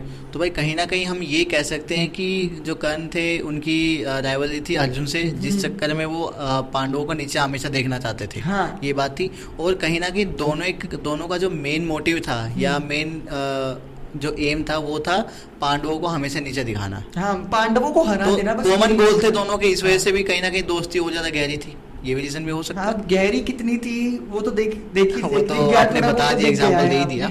एक बात और कही जाती भाई, लोग ना बहुत कहते हैं कि यार कर्ण जीत जाते अगर उनका जो कवच और कुंडल थे वो उनके पास होते तो।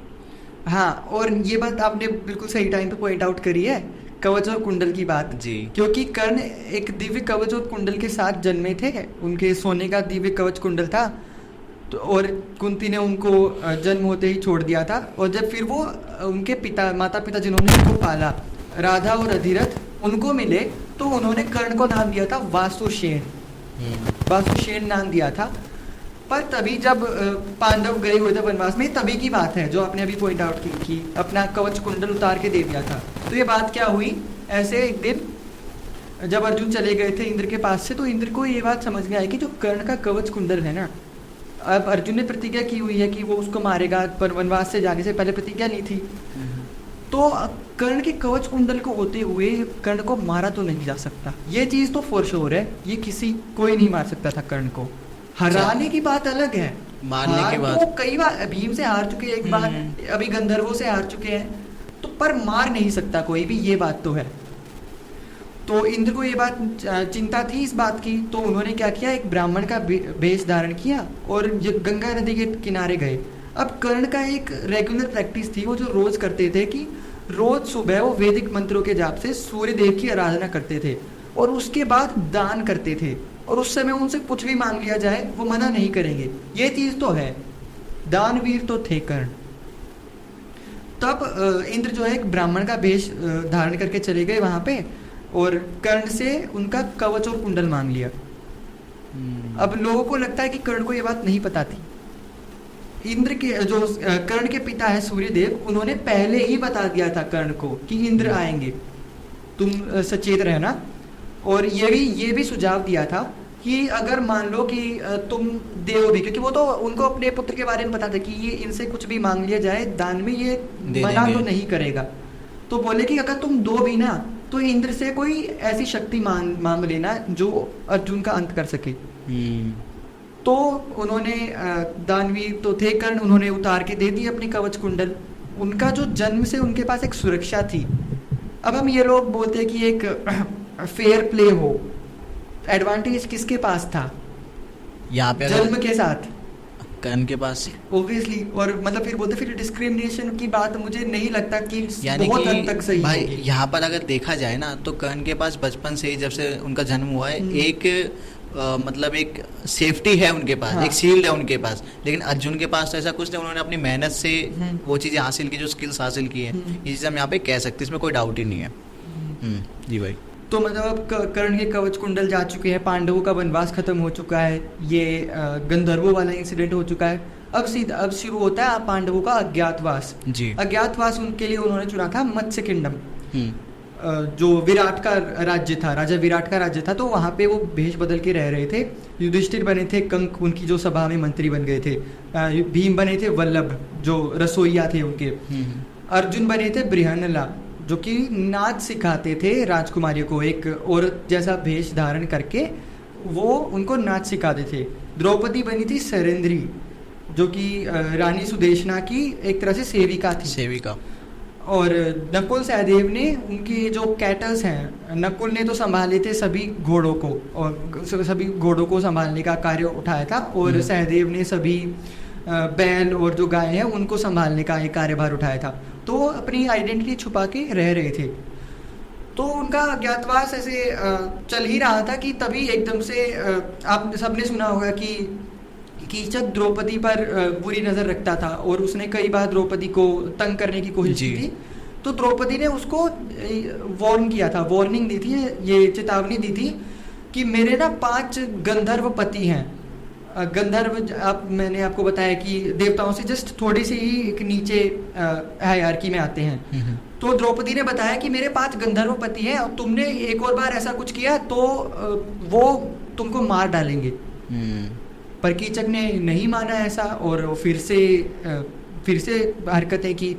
इस बार द्रौपदी ने जाके भीम से शिकायत कर दी और भीम ने उसी रात को कीचक को मार दिया। अब ये बात एक बहुत बड़ा टर्निंग पॉइंट है। मतलब ये एक तरह से बहुत सबके नोटिस में आ जाने वाली बात है कि कीचक एक बहुत बड़ा योद्धा था, उसको ऐसे ही तो कोई नहीं मार सकता। ऐसा बोलते हैं उसको केवल 3 लोग मार सकते थे। ऐसा कर्ण और दुर्योधन के बीच में डिस्कशन था, या तो भीम या फिर बलराम या फिर शल्य, जो कि नकुल और सहदेव के मामा थे, जो पांडु की दूसरी पत्नी थी माद्री, उनके पिता। तो उन्होंने बोला कि इनको तो केवल 3 लोग मार सकते हैं। और जैसे ये खबर फिर हस्तिनापुर पहुंची तो दुर्योधन समझ गया ये तो पक्का भीम है। पूरा ये आशंका हो गई कि ये तो भीम होगा, उनको तो कोई और मार ही नहीं सकता। उनको एक आइडिया मिल गया कि वो लोग अज्ञातवास में कहाँ पर होंगे। हाँ, तो उनको एक आइडिया मिल गया। अब बस उनको एक कुछ ना कुछ चाहिए था, कोई बहाना या कोई रीजन कि वो मत्स्य किंगडम पर आक्रमण करते और वहां पर जाकर पांडवों को एक्सपोज कर दे। एक्सपोज कर देंगे तो फिर से उनको 13 वर्ष का वनवास और एक अज्ञातवास हो जाएगा। दुर्योधन को ये बहाना मिल गया त्रिगता के राजा से। त्रिगता बेसिकली, एक बार आप मैप पे समझने की कोशिश कीजिए इस चीज को, कि जो कुरु राष्ट्र है, कुरु किंगडम, वो हो गया आज का हमारा नॉर्थ यूपी वाला एरिया, जो नॉर्थ यूपी हरियाणा के लगता जो एरिया है, हरियाणा और उत्तर प्रदेश, दिल्ली से जस्ट ऊपर वाला एरिया, वो एरिया। और क्योंकि दिल्ली इंद्रप्रस्थ थी, उसके ऊपर जो पंजाब का लेफ्ट साइड वाला एरिया है, थोड़ा बहुत पार्ट हिमाचल का होगा, वो था त्रिगता का एरिया। वहां के राजा थे सुशर्मा। अब यहाँ के राजा जो राजा थे सुशर्मा, इनकी राइवलरी थी मत्स्य किंगडम के कीचक के साथ, क्योंकि जो कीचक था वो इनको प्रताड़ित करता था, इन पे अत्याचार करता था। By the way, Matsya kingdom हुआ हमारा आज का जयपुर वाला एरिया, मैंने आपको पहले बताया था जी। तो अब वो आए, क्योंकि कीचक मर चुका था, तो उनको अब एक मौका मिल गया कि अब तो रास्ते से कांटा हट चुका है, अब तो हम मत्स्य किंगडम पर हमला कर सकते हैं। तो दुर्योधन के पास आया कि चलो दोनों मिलके है ना मत्स्य किंगडम पर हमला कर देते हैं। और वहाँ का जो पशुधन है ना, कैटल वेल्थ, मतलब मत्स्य किंगडम बहुत फेमस था अपनी कैटल्स के लिए। जैसे मैंने बताया कि सहदेव और नकुल उन्हीं को संभालते थे, तो इन चीज़ों के लिए बहुत फेमस था। और यही बात जाके दुर्योधन ने सभी कुरु एल्डर्स को बताई, द्रोणाचार्य, भीष्म और कृपाचार्य सबको, कि मत्स्य किंगडम पर हमला कर देते हैं, वहाँ की कैटल वेल्थ को लूट लाएंगे और जो सुशर्मा है उनको अपना वो भी मिल जाएगा, बदला भी मिल जाएगा। तो ये प्लानिंग हुई कि जो सुशर्मा है वो ऊपर अपने इलाके से आके नीचे से फिर घूमते हुए मत्स्य किंगडम पर साउथ ईस्ट से हमला करेंगे। मतलब एक तरफ नीचे से तो उन्होंने हमला कर दिया, और जो कुरु हैं, जो कौरव हैं, वो ऊपर की साइड से आके उन पर हमला कर देंगे, मतलब 2 अलग अलग दिशाओं में। और ये काम करना है उनको कृष्ण पक्ष की 7वें दिन। कृष्ण पक्ष क्या हो गया, मतलब कि वैक्सिंग मून, ये बोलते हैं ना कि चांद 27 दिन 15 दिन घटता है, 15 दिन बढ़ता है। तो चांद के घटने के समय में 7वां दिन, उस दिन पर हमला कर दिया जाएगा। तो सुशर्मा तो पहुंच गए सेना लेके। अब पांडवों को ये बात पता चल गई कि हमला होने वाला है। तो जो कंक बने हैं युधिष्ठिर, उन्होंने राजा विराट को ये एक सुझाव दिया कि ये जो लड़के हैं ना, ये वल्लभ, तंतीपाल और ये ग्रंथिक, जो कि सहदेव और नकुल ने नाम चेंज किए हुए थे, ये है ना पांडवों के बड़े विश्वसनीय हैं। पांडव इन पे बड़ा ट्रस्ट करते हैं और ये बहुत अच्छे योद्धा भी हैं। तो मुझे लगता है कि सुशर्मा से लड़ने के लिए ये बहुत होंगे, ये इनको सेना लेके इनके साथ भेज देते हैं। तो सेना और चार पांडव तो सुशर्मा के पास चले गए वहां पे नीचे से लड़ने। इतने में दूसरी साइड से सारे कौरव आ गए। राजा विराट भी नहीं है, चार पांडव भी नहीं, बस अर्जुन है और ये सभी नारियां हैं। वहां पर थे राजकुमार उत्तर, जो मत्स्य किंगडम के राजकुमार हैं। वो उस टाइम पे तो कह सकते हैं बच्चे ही थे, नए नए जवान हुए थे और उनमें कहते हैं ना कि नई नई जवानी का जोश था। उन्होंने ये बोल दिया कि मैं तो अकेला ही कौरवों की से आर्मी से लड़ लूंगा, मैं अकेला सबको खत्म कर दूंगा जाके। तो इस बात पे द्रौपदी ने बोला महारानी से कि है ना, ये जो नट है ना, नट मतलब नाचने वाला, ये जो बृहनला है ये बहुत अच्छा सारथी है और ये तो इतना अच्छा सारथी है, इतना अच्छा योद्धा है कि ना इस पे तो अर्जुन भी ट्रस्ट करेगा, अर्जुन को भी विश्वास है इस पे। तो इस बात को लेके कि हाँ मान गए सभी। और जो राजकुमार उत्तर है वो अर्जुन को लेकर, जो कि बृहनला के रूप में थे, सारथी बनकर वो चले गए कौरवों की आर्मी से लड़ने। हाँ, तो वहां पर अब क्या हुआ, ये देखते हुए कि एक नट के भेष में एक राजकुमार आ रहा है, पहली बात तो राजकुमार उत्तर जाके डर गए वहां पे ये देख के कि कह तो आया कि सबको हरा दूंगा, पर उस समय के सबसे शक्तिशाली योद्धा वो भी एक साथ, भीष्म, कृपाचार्य, द्रोणाचार्य, कर्ण, दुर्योधन, दुशासन, अश्वत्थामा, सारे एक साथ हैं। अब वो तो अभी कहने को तो छोटे बच्चे ही थे वो भी, तो अब इनसे कैसे लड़े, वो वहां पे डर गए। तब जो बृहनला बने हुए थे अर्जुन, उन्होंने कहा उत्तर से कि एक काम करते हैं, तुम रथ चलाओ और मैं युद्ध करता हूँ। ये बात अर्जुन ने उनको कही, अर्जुन ने ये कह दिया वो, और उन्होंने मान भी लिया। हाँ, मान लिया। अब ये देखते हुए कि अब तो एक नट युद्ध करने आ रहा है, दुर्योधन को तो पता चल गया कि हाँ पहले तो शक था ही कि पांडव यहाँ पे है, और कद काठी को देखते हुए अपने समझ जाते हैं, अपने लोग जो होते हैं, तो सभी ये बात समझ गए कि ये जरूर अर्जुन ही होगा। तो इस बात को सोचते हुए द्रोणाचार्य ने बोला कि ये तो जरूर अर्जुन ही है, ये जो नट के भेष में है यहाँ पे, और मुझे ऐसा लगता है कि यहाँ पर कोई योद्धा नहीं है जो अब अर्जुन से टक्कर ले सके, क्योंकि पहली बात तो उस वनवास के समय में उसने खुद को बहुत सुधारा है, पहले ही वो बहुत अच्छा योद्धा था, अब तो वो इंद्र से और महादेव से भी आशीर्वाद प्राप्त करके आ चुका है। 5 साल उसने दिव्यास्त्रों की खोज में बिताए हैं, अब तो उसकी शक्ति की कोई सीमा ही नहीं होगी। तो ये बात देख के कर्ण को अच्छी नहीं लगी ये बात। उन्होंने ये बात बोली कि आपको तो हमेशा पांडवों का ही पक्ष लेना होता है, आप हमेशा पांडवों के पक्षधर होते हैं, आप तो हस्तिनापुर के हित में है ही नहीं, आप तो हमारी सेना को डिमोटिवेट कर रहे हैं। और वहां पे उन्होंने एक बात ये कह दी सबके सामने कि है ना, ये भयभीत हो गए हैं देख के कि ये अर्जुन है। अब ये साधारण से नट को देख के कि ये तो अर्जुन है, इसको कह रहे हैं, ये भयभीत हो गए हैं, इनके बस की बात नहीं युद्ध करना, एक काम करो, इनको सेना के पीछे भेज दो। बिल्कुल ऐसे जो ब्राह्मण है इनका एक ही काम होता है कि जाके वो कथाएं सुनाए और शिक्षा दे, बस युद्ध इनके बस की बात नहीं। ये बात कर्ण बोल रही है। तो हम जातिवाद का जो बोलते हैं ना कि कर्ण पे विक्टिम थे जातिवाद के, यहाँ उन्होंने खुद ही बता दिया, फैला रहे हैं कि द्रोणाचार्य को, वो भी अपने गुरु थे उनके, वो एक चीज पढ़ाया था उन्होंने जी। एक चीज और है भाई, यहाँ पे मैं जितना समझ पाएंगे, बाकी जो लोग थे जैसे गुरु द्रोणाचार्य थे या और भी लोग थे, भीष्म पितामह भी थे, जो कि प्रैक्टिकल होके बातें करते थे कि जो सच है। लेकिन कर्ण क्या करते थे कि उन चीजों को समझने के बजाय वो इसमें जाते थे, नहीं ऐसे कैसे हो सकता है। कांस्टेंट ये था कि बस कैसे ना कैसे करके उनको एक मौका चाहिए। एक बार युद्ध नहीं हुआ उनका एक बार भी इस चीज से कि अर्जुन से आमने सामना सीधा हो गया, हुआ ही नहीं, अभी तक तो नहीं हुआ है। तो उनको एक मौका चाहिए कि मैं कैसे न कैसे करके अर्जुन को बस हरा दूं। तो अब क्या हुआ, उसको देख के कि कर्ण की ये बात सुन के अश्वत्थामा को गुस्सा आ गया कि भाई उनके पिता के बारे में ऐसे कैसे बोल रहा है। अभी कल की मूवी आई, मैंने तो देखो देखी नहीं, पर मैंने सुना है कि ऐसा बोला जा रहा है उसमें कि अश्वत्थामा ने कर्ण की बहुत अच्छाई करी इस बारे में कि वो तो बहुत अच्छा था, उसके साथ गलत हुआ ऐसे।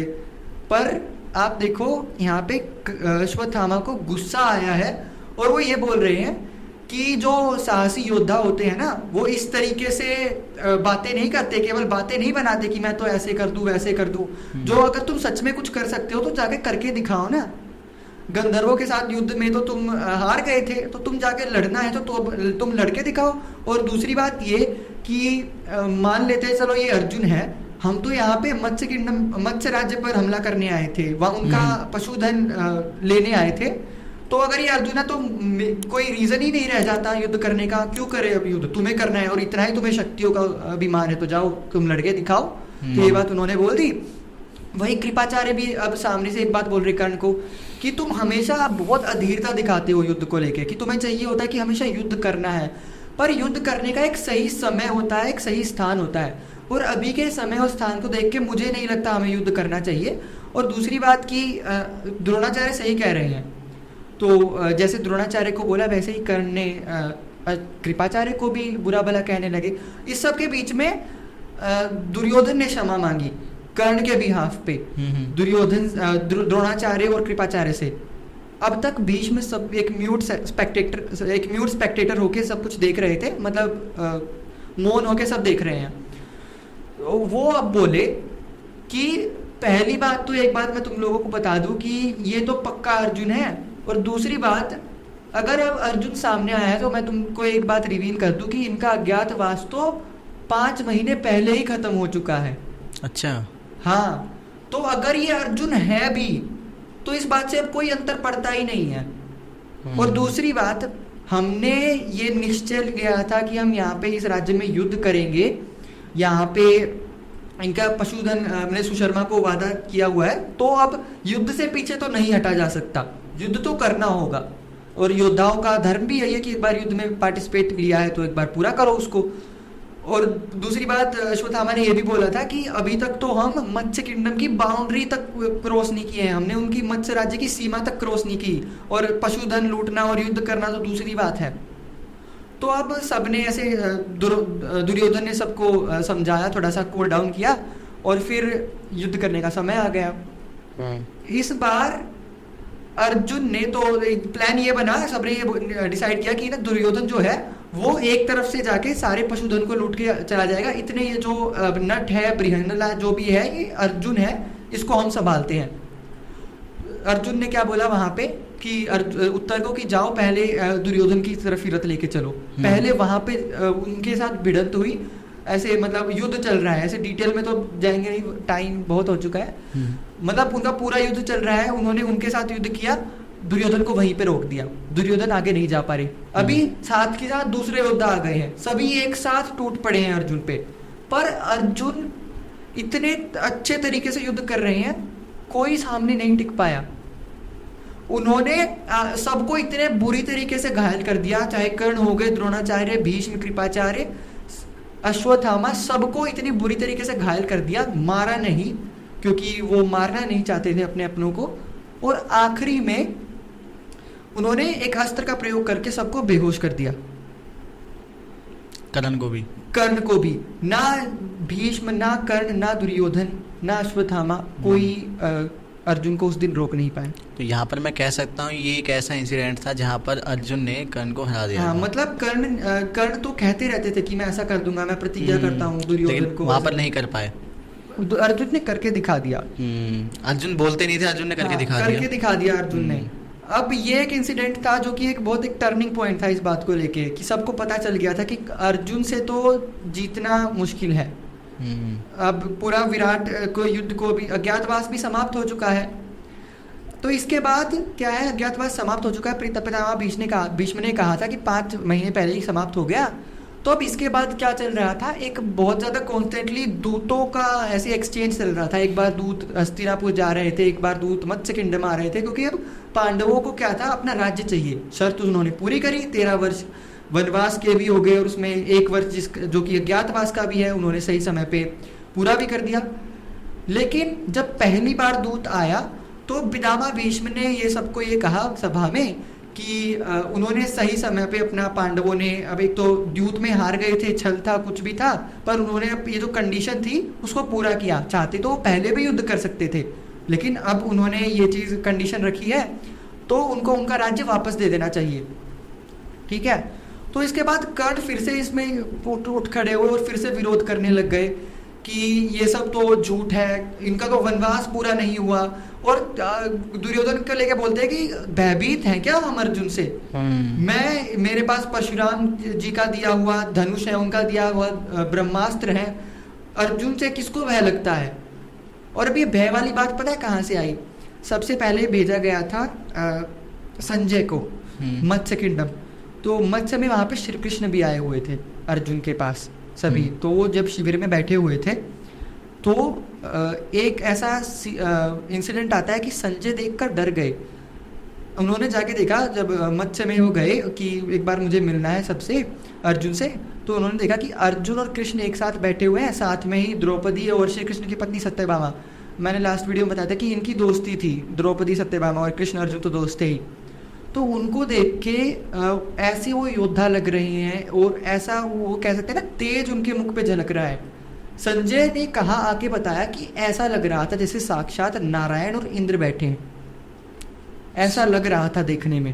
तो मुझे नहीं लगता कि अब युद्ध करने का कोई वो है, सीधा उनको उनका राज्य दे देना चाहिए। वैसे भी उन्होंने अपनी शर्त पूरी करी है, यही बात पितामह भीष्म ने कही और सबने ही इस चीज का समर्थन किया। पर कर्ण ने ये बात मना कर दी कि नहीं, हम डरते थोड़ी है उनसे, कि अपनी शक्तियों का फिर से बखान करने लग गए कि मैं हरा दूंगा अर्जुन को, मैंने तो वैसे भी प्रतिज्ञा ली हुई है। और दुर्योधन तो की तो नियत ही नहीं थी देने की। कहीं ना कहीं भाई ये बात हम कह सकते हैं कि महाभारत का एक कारण ये भी था कि कर्ण हमेशा से ही अर्जुन से लड़ना चाहते थे, युद्ध करना चाहते थे। इसलिए जब जब मौका मिला है कि संधि कर लो या उनको राज्य वापस दे दो, तो कर्ण ने जब तब उस टाइम पे कर्ण ने इस बात का विरोध किया है कि नहीं, संधि नहीं करते, उनको हराते हैं। मतलब एक इंसिडेंट नहीं, ऐसे पता नहीं कितने इंसिडेंट है महाभारत में जब दुर्योधन से पहले तो कर्ण आकर बोल देते हैं बीच में कि नहीं करनी संधि, युद्ध करना है। और अच्छा। दुर्योधन तो चाहता ही यही था और उसे अच्छा लगता था कि हाँ उसका दोस्त उसका समर्थन में है। एक चीज और आती है भाई, हाँ। जो ना हर कोई कहता है, ये बात कही जाती है कि अर्जुन के साथ तो भगवान थे। अर्जुन के साथ तो भगवान थे, मत्स्य किंगडम में भगवान थे उनके साथ, विराट युद्ध में वहां तो नहीं अकेले थे ना, पूरे सबको हरा दिया था। कुरुक्षेत्र में कह सकते हैं कि श्री कृष्ण उनके साथ थे, सभी कौरव को हरा दिया, द्रोणाचार्य को हरा दिया, भीष्म पितामह को हरा दिया, अश्वत्थामा, कौन बचा? सभी को हरा कर आए थे, उनको बचा लिया था वहां से। वहां पर तो भगवान नहीं थे उनके साथ, सब अर्जुन की मेहनत ही थी। और एक बार भीम ने कर्ण को हरा दिया है।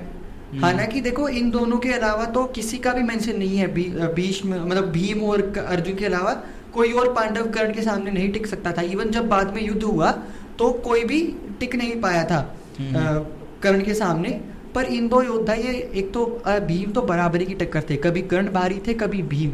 और अर्जुन का एक तो ये इंसिडेंट है, इसके अलावा फाइनल वॉर में कोई ऐसा प्रॉपर टाइम नहीं मिलता जब अर्जुन को हरा दिया कर्ण ने। और दूसरी बात एक जो अभी आपने मेरे से पूछी कि कर्ण जो है बार बार भड़का रहे हैं दुर्योधन को, यही बातें सभी कुरु एल्डर्स कहते थे उनको कि तुम लोग यही तुम्हारा जो एक दूसरे को भड़काए जा रहे हैं, यही बात कहने के लिए आखिरी बार, इतने बार दूत एक्सचेंज हो चुके हैं आपस में, श्री कृष्ण आए आखिरी बार एक आखिरी संदेश लेके कि केवल 5 गांव दे दो, पांडव उसमें सुखी रह जाएंगे और संधि कर लो बस। कर्ण ने तो पहले ही मना कर दिया था। इस बार दुर्योधन ने कहा कि 5 गांव तो छोड़ो, मैं एक सुई के नोक की जितनी धरती नहीं दूंगा उनको। पहले तो मैं बच्चा था जब इंद्रप्रस्थ का, मतलब बच्चा तो नहीं, उन्होंने बोला कि तब मैं इतना अनुभवी नहीं था, इसलिए इंद्रप्रस्थ का आधे राज्य का बंटवारा हो गया था, जबकि ये तो मेरे पिता का ही राज्य था, ये तो पहले ही नहीं देना था हमको, लेकिन अब मैं समझदार हूँ, अब मैं एक सुई की नोक के जितनी धरती भी नहीं दूंगा।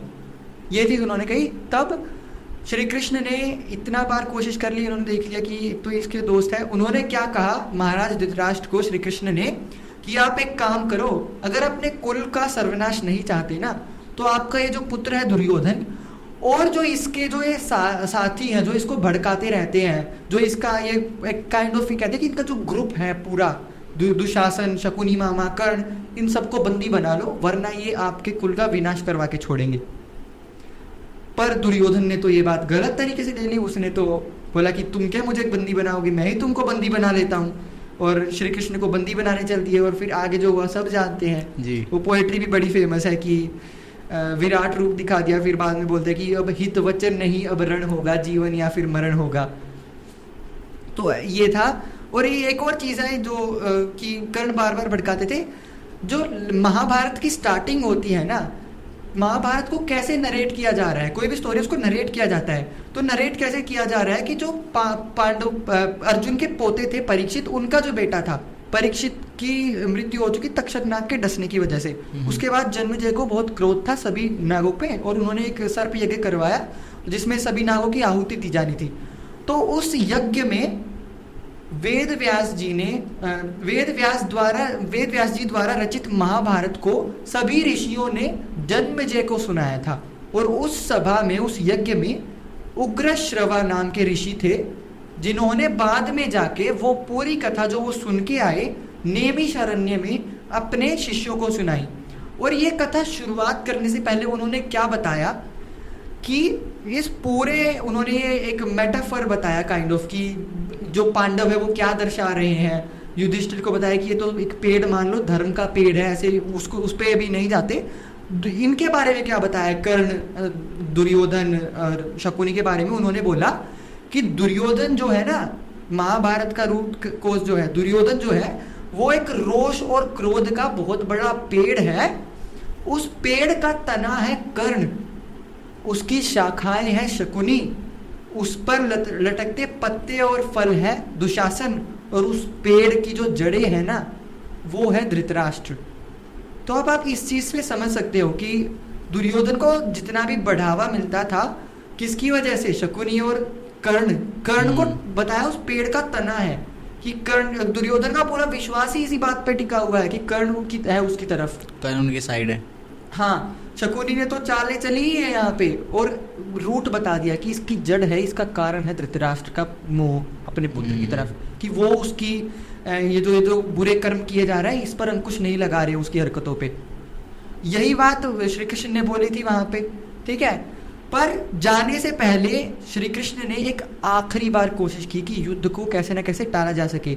इवन श्री कृष्ण को भेजने से पहले भी पांडवों ने ये सोच रहे कि कोई बात नहीं, क्योंकि वो जानते थे कि युद्ध के क्या कॉन्सिक्वेंसेस हो सकते हैं। कृतवर्मा ने कर्ण को बताया था मत्स्य किंगडम पे जो युद्ध चल रहा था कि तुम्हें बस युद्ध चाहिए होता है, तुम ना समय देखते ना स्थान। तब यह भी कहा था कि एक युद्ध के क्या परिणाम हो सकते हैं, क्या दुष्प्रभाव होंगे, उसके बारे में भी सोचना होता है।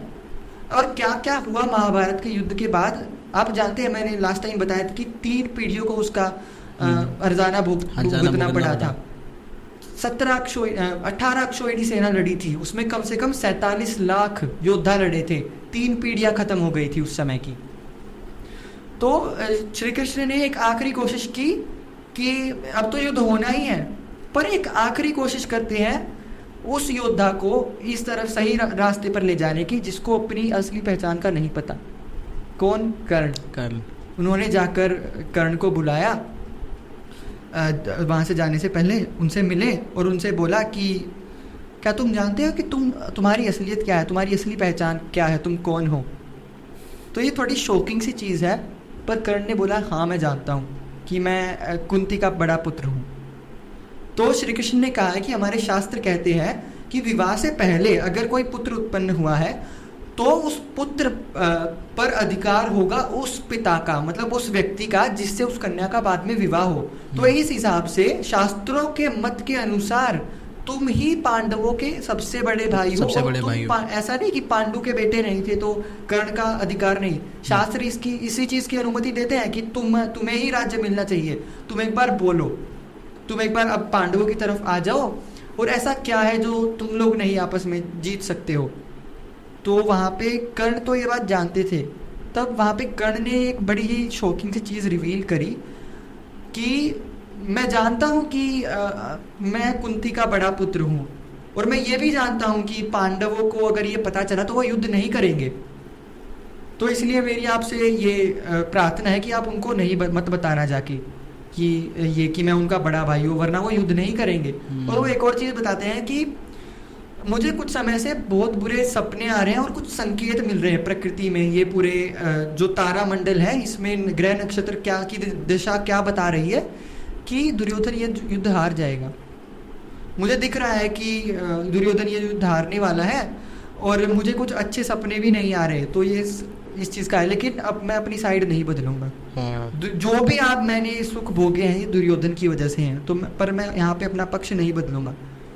तो देखो यहाँ पे ऑप्शन तो था कर्ण के पास, और ये एक बार नहीं 2 बार और हुआ है ऐसा सेम चीज़, जब कर्ण को एक ये ऑप्शन दिया गया है कि तुम अपनी साइड बदल लो ऐसे।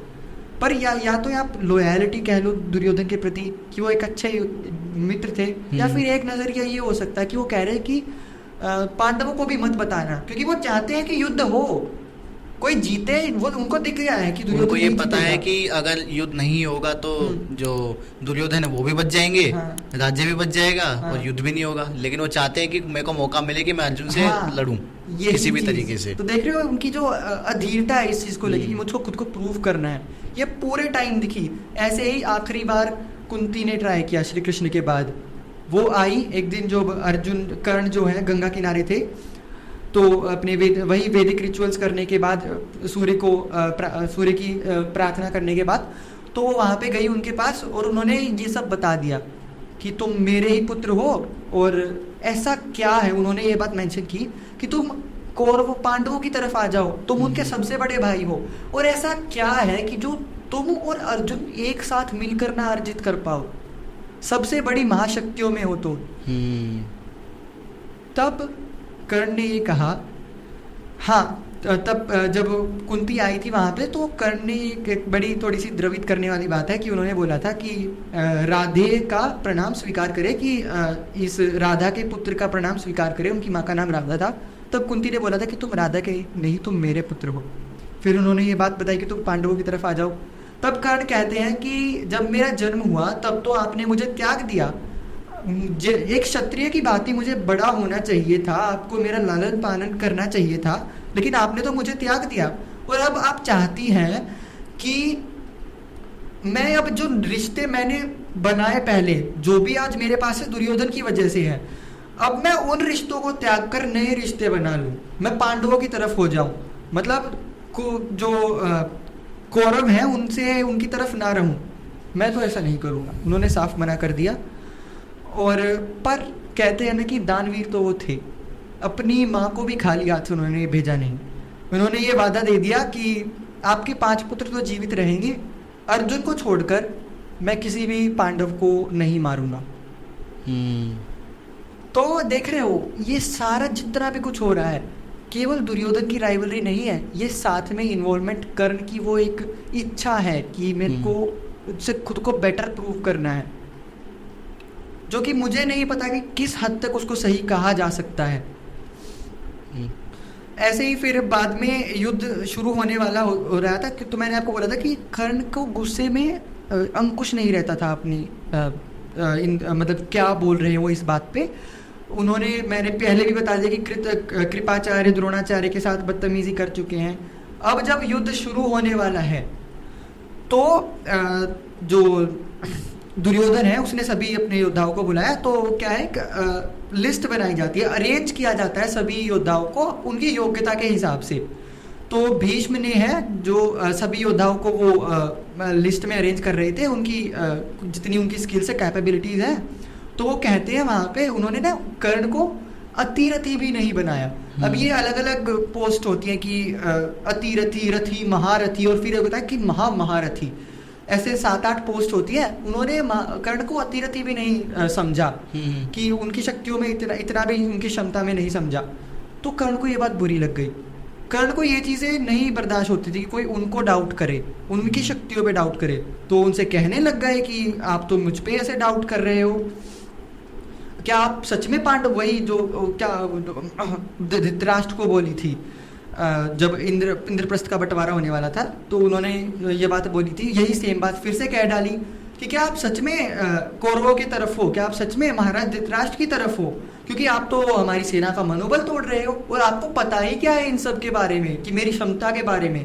मैं तो ऐसा देखना, जब मैं युद्ध में जाऊंगा तो पांडव ऐसे भागेंगे जैसे एक सिंह को देखकर पांडव और जो पांचाल के योद्धा वो ऐसे भागेंगे जैसे सिंह को देखकर बैल भागते हैं।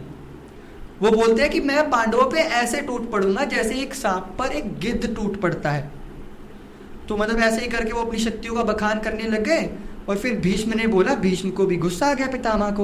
उन्होंने बोला कि दुर्योधन को कि ये जो तुम्हारा मित्र है ना, ये जो तुम्हें हमेशा भड़काता रहता है, ये इसने पहले तो अपनी मूर्खता के कारण वो छोड़ दिया, अपना कवच कुंडल दे दिया।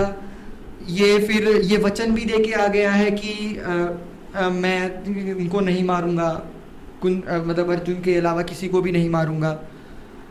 तो इसने तो, और ऊपर से इसके ऊपर परशुराम का श्राप है, तो मैं इसको कैसे इसकी स्किल्स को मान लूं कि ये जीत जाएगा। ये कहता तो रहता है, पर हमने मत्स्य में क्या हुआ विराट युद्ध में वो तो सबने देख लिया। तब भी था ना कर्ण, क्या अर्जुन को हरा पाया वहां पे? नहीं।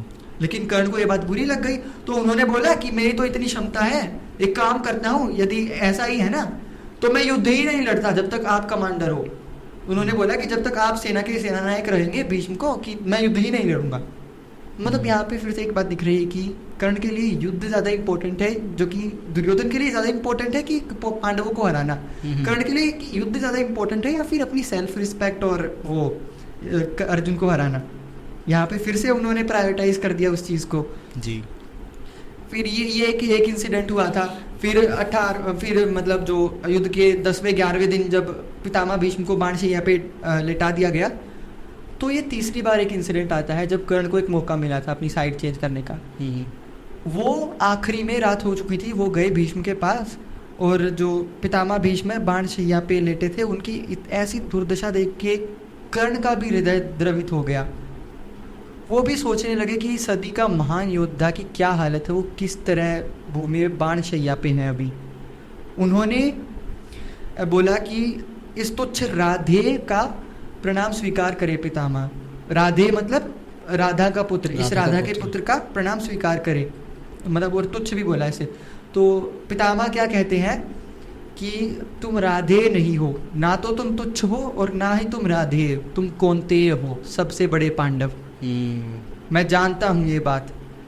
और वो कहते हैं कि तुम्हारे पास अब भी समय है, तुमने दुर्योधन को हमेशा ही भड़काया है, उसको गलत रास्ते पर ले जाने में तुम्हारा भी हाथ है, जितना हाथ शकुनी का है उतना ही तुम्हारा भी है।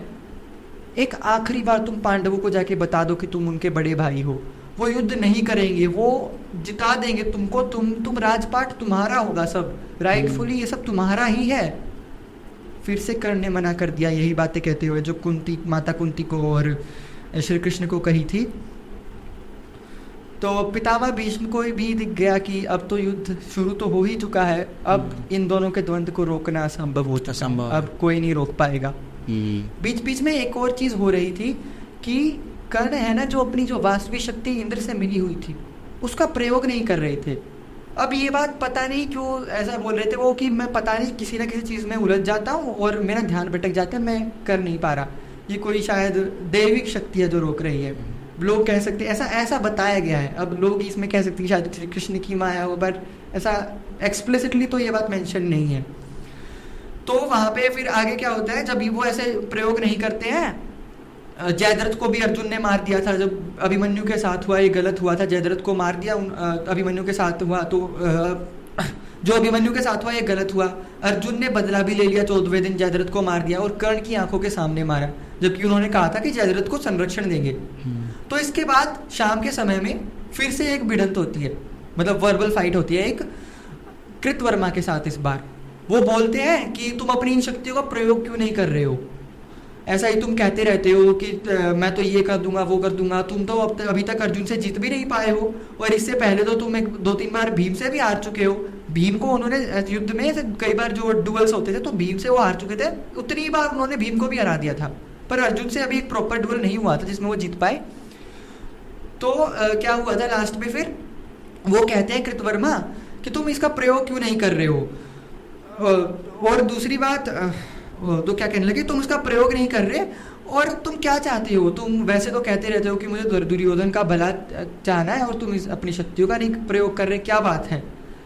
तो कर्ण को एक ऐसे वर्बल फाइट में ये कंटिन्यू होती गई। कृतवर्मा ने ये कह दिया कि तुम क्या कर पाए, ना तुम मत्स्य युद्ध में कुछ कर पाए, ना ही अभी जयद्रथ के तुम्हारे सामने मार दिया जयद्रथ को, तब तुम कुछ नहीं कर पाए, और अब भी तुम कहते रहते हो कि मैं अर्जुन को मारूंगा। तो कर्ण को यहाँ पे फिर से एक वो अपनी भाषा पर अंकुश नहीं रहता था, तो उन्होंने फिर से एक और ये बात आती है कि वो कृतवर्मा को कहते हैं कि ये तुम ना बूढ़े मूर्ख ब्राह्मण हो, इससे ज्यादा तुमने कुछ बोला है ना तो मैं तुम्हारी जुबान खींच लूंगा। ये बात लिखी हुई है वहां पे, कोई भी सर्च कर सकता है। ये कर्ण पर्व की बात है, वहां पे वो युद्ध चल रहा है जब 15वें दिन के बाद, तो वहां पे ये बात हो रही है। फिर बाद में कृतवर्मा, अब अश्वत्थामा को ये बात अच्छी नहीं लगी, उनके मामा जी का ये अपमान हो रहा है फिर से, तो फिर से अश्वत्थामा ने ये बात बोली कि तुम ऐसा ही योद्धा है तो करके क्यों नहीं दिखा रहे हो, क्यों नहीं इसका प्रयोग कर रहे, और इतनी बदतमीजी से बात कर रहे हो सबसे, तुम ऐसा है तो करके दिखाओ। फिर ऐसा करते करते फिर ये इस दिन की बात थी, पर बीच में ही 14वें दिन जो वासवी शक्ति है उसका प्रयोग कर्ण ने कौरवों के कहने पर घटोत्कच पर कर दिया और वो उसकी तरफ चले गए। अब बाद में आते आते आ गया था युद्ध का 17वां दिन, वो लास्ट मतलब 17वां और आखिरी दिन नहीं 18वां था लास्ट दिन, बट एक ऑफिशियली कह सकते हैं कर्ण की डेथ वाला दिन वो था। उसमें कर्ण ने अब फाइनल युद्ध था, सब कृष्ण अर्जुन को भी पता था और उनको भी पता था कर्ण को भी कि अब ये फाइनल युद्ध है, आखिरी युद्ध होने वाला है। तो दोनों तैयार थे। अब उससे समय से पहले तो उन्होंने थोड़ा सा एक कंप्लेन किया कि अर्जुन के पास तो इतना अच्छा सारथी है, श्री कृष्ण तो इतने अच्छे सारथी हैं, मुझे भी एक अच्छा सारथी चाहिए। तो जो शल्य थे, जो नकुल सहदेव के मामा थे, वो पांडवों की साइड से ना लड़के कौरवों की साइड से लड़ रहे थे। ये एक अलग कहानी है, ऐसा क्यों हुआ था, कह सकते it was a twist of fate, पर वो उनकी तरफ से लड़ रहे थे और वो बोले कि ये बहुत अच्छे सारथी हैं, तो दुर्योधन ने बोला कि ये तुम्हारे सारथी बन जाएंगे। ठीक है, तो उनके सारथी बन गए। अब युद्ध चल रहा है, आखिरी जो कर्ण का और अर्जुन का निर्णायक युद्ध है वो है, दोनों एक दूसरे पर भारी पड़ रहे हैं। ऐसा नहीं कि अर्जुन ही भारी पड़ रहा है, कर्ण कुछ नहीं। कर्ण ने भी 11 बार अर्जुन के जो धनुष है उसकी प्रत्यंचा तोड़ दी थी, पर अर्जुन फिर से संभल जाता था। एक चीज़ भाई मैं इंटरप्ट करना चाहूँगा।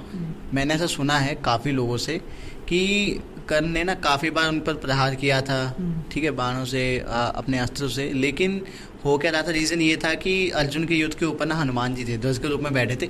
इस वजह से अर्जुन को कोई भी फर्क नहीं पड़ रहा था या फिर उनका ज़्यादा नुकसान नहीं हो रहा था। क्या ये बात सच है? व्यास लिखित महाभारत में तो ऐसा कोई मतलब वर्णन नहीं है।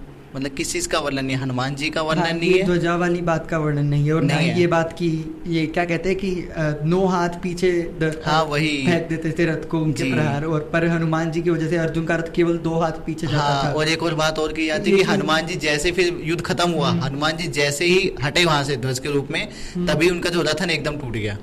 अब ये बात तो देखो व्यास महाभारत में तो मेरे को तो नहीं, यानी कि हम नहीं कह सकते कि ये बात सच है या झूठ है, सच या झूठ है, और पुराण में हो या लोक कथा हो, ये मैं श्योरिटी से तो नहीं कह सकता, लेकिन व्यास महाभारत में नहीं है। जो व्यास जी ने अपनी आंखों से देख के लिखा उस वर्णन में तो नहीं है। ठीक है, तो ऐसे अब युद्ध चल रहा था, आखिरी युद्ध। तो अब कर्ण ने सोचा ब्रह्मास्त्र का आह्वान करते हैं, पर वो तो आवाहन कर ही नहीं पाए। दूसरी बात, अब उन्होंने क्या सोचा, पहले सर्पास्त्र का प्रयोग किया अर्जुन पे, और वो है ना अर्जुन की तरफ जो उन्होंने निशाना लगाया था, तो जो शल्य थे उनके सारथी, उन्होंने बोला कि तुम्हारा निशाना ना गलत तरफ जाएगा, क्योंकि एक बार अर्जुन को देखो तुम्हारा निशाना नहीं लगेगा। अब कर्ण को ये बातें अच्छी नहीं लगी थी, आप अब देख चुके हो कि अच्छी नहीं लगती थी कोई उसकी स्किल्स के बारे में कुछ बोले। तो उन्होंने बोला कि मैं देख लूंगा खुद, और शल्य का अंदाजा सही निकला। वो जो सर्पास्त्र है ना, वो अर्जुन के मुकुट के पास से निकला था। अब इसमें या तो जैसे कि शल्य ने पहले ही चेतावनी दी थी, या फिर कुछ लोग कहते हैं कि ये श्री कृष्ण की लीला थी कि वो इतने अच्छे थे सारथी के रूप में, उन्होंने रथ को हटा दिया होगा। खैर कुछ भी, मतलब फाइनली रथ पे नहीं, अर्जुन को नहीं लगा वो सर्पास्त्र।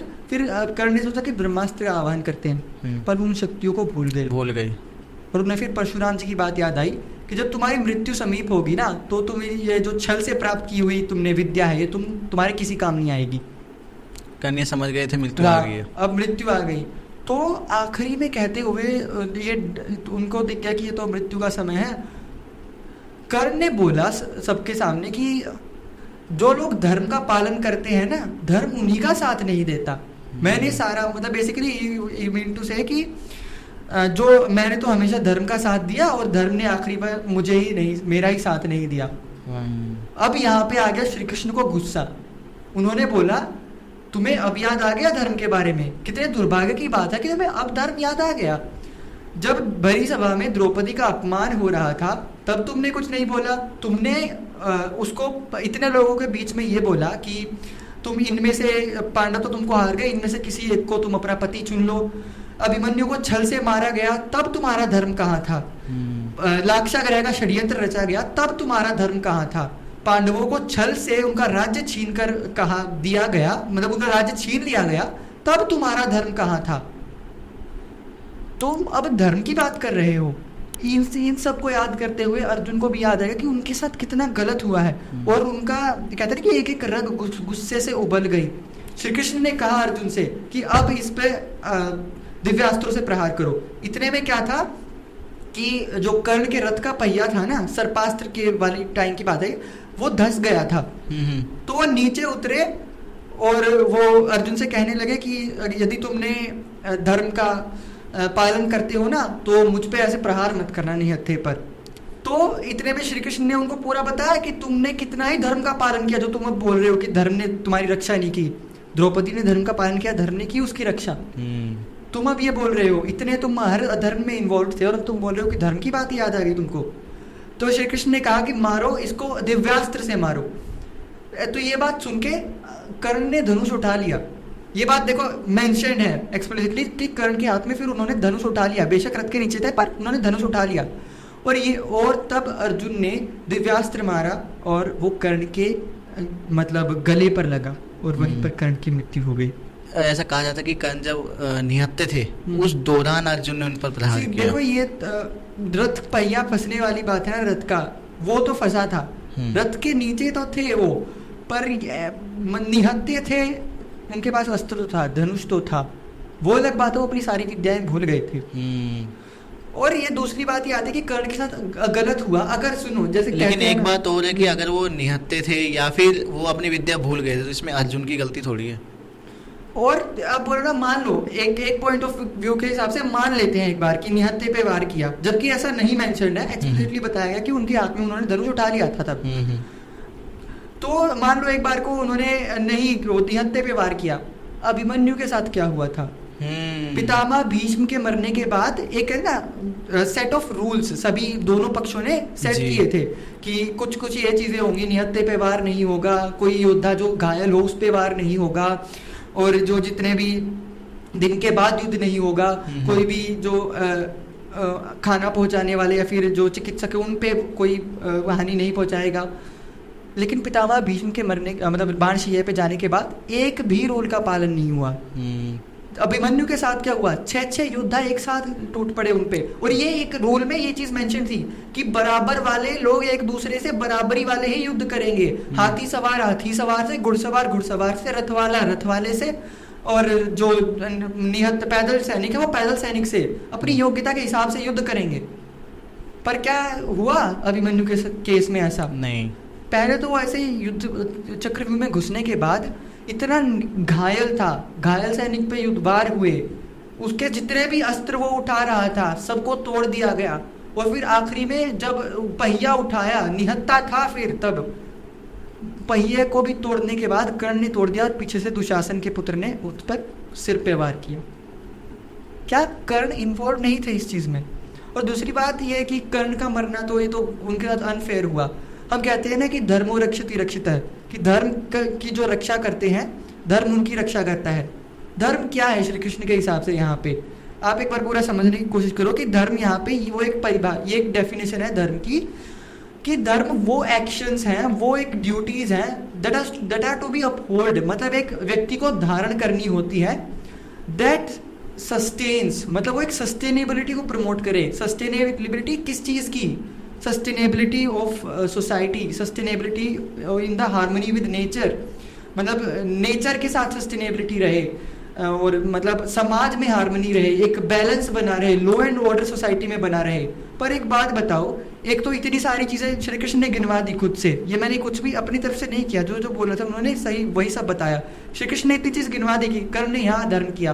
दूसरी बात, इतने मौके थे युद्ध को टलवाने के, पांडवों ने इतने प्रयास किए, पर क्या कर्ण ने प्रयास किया?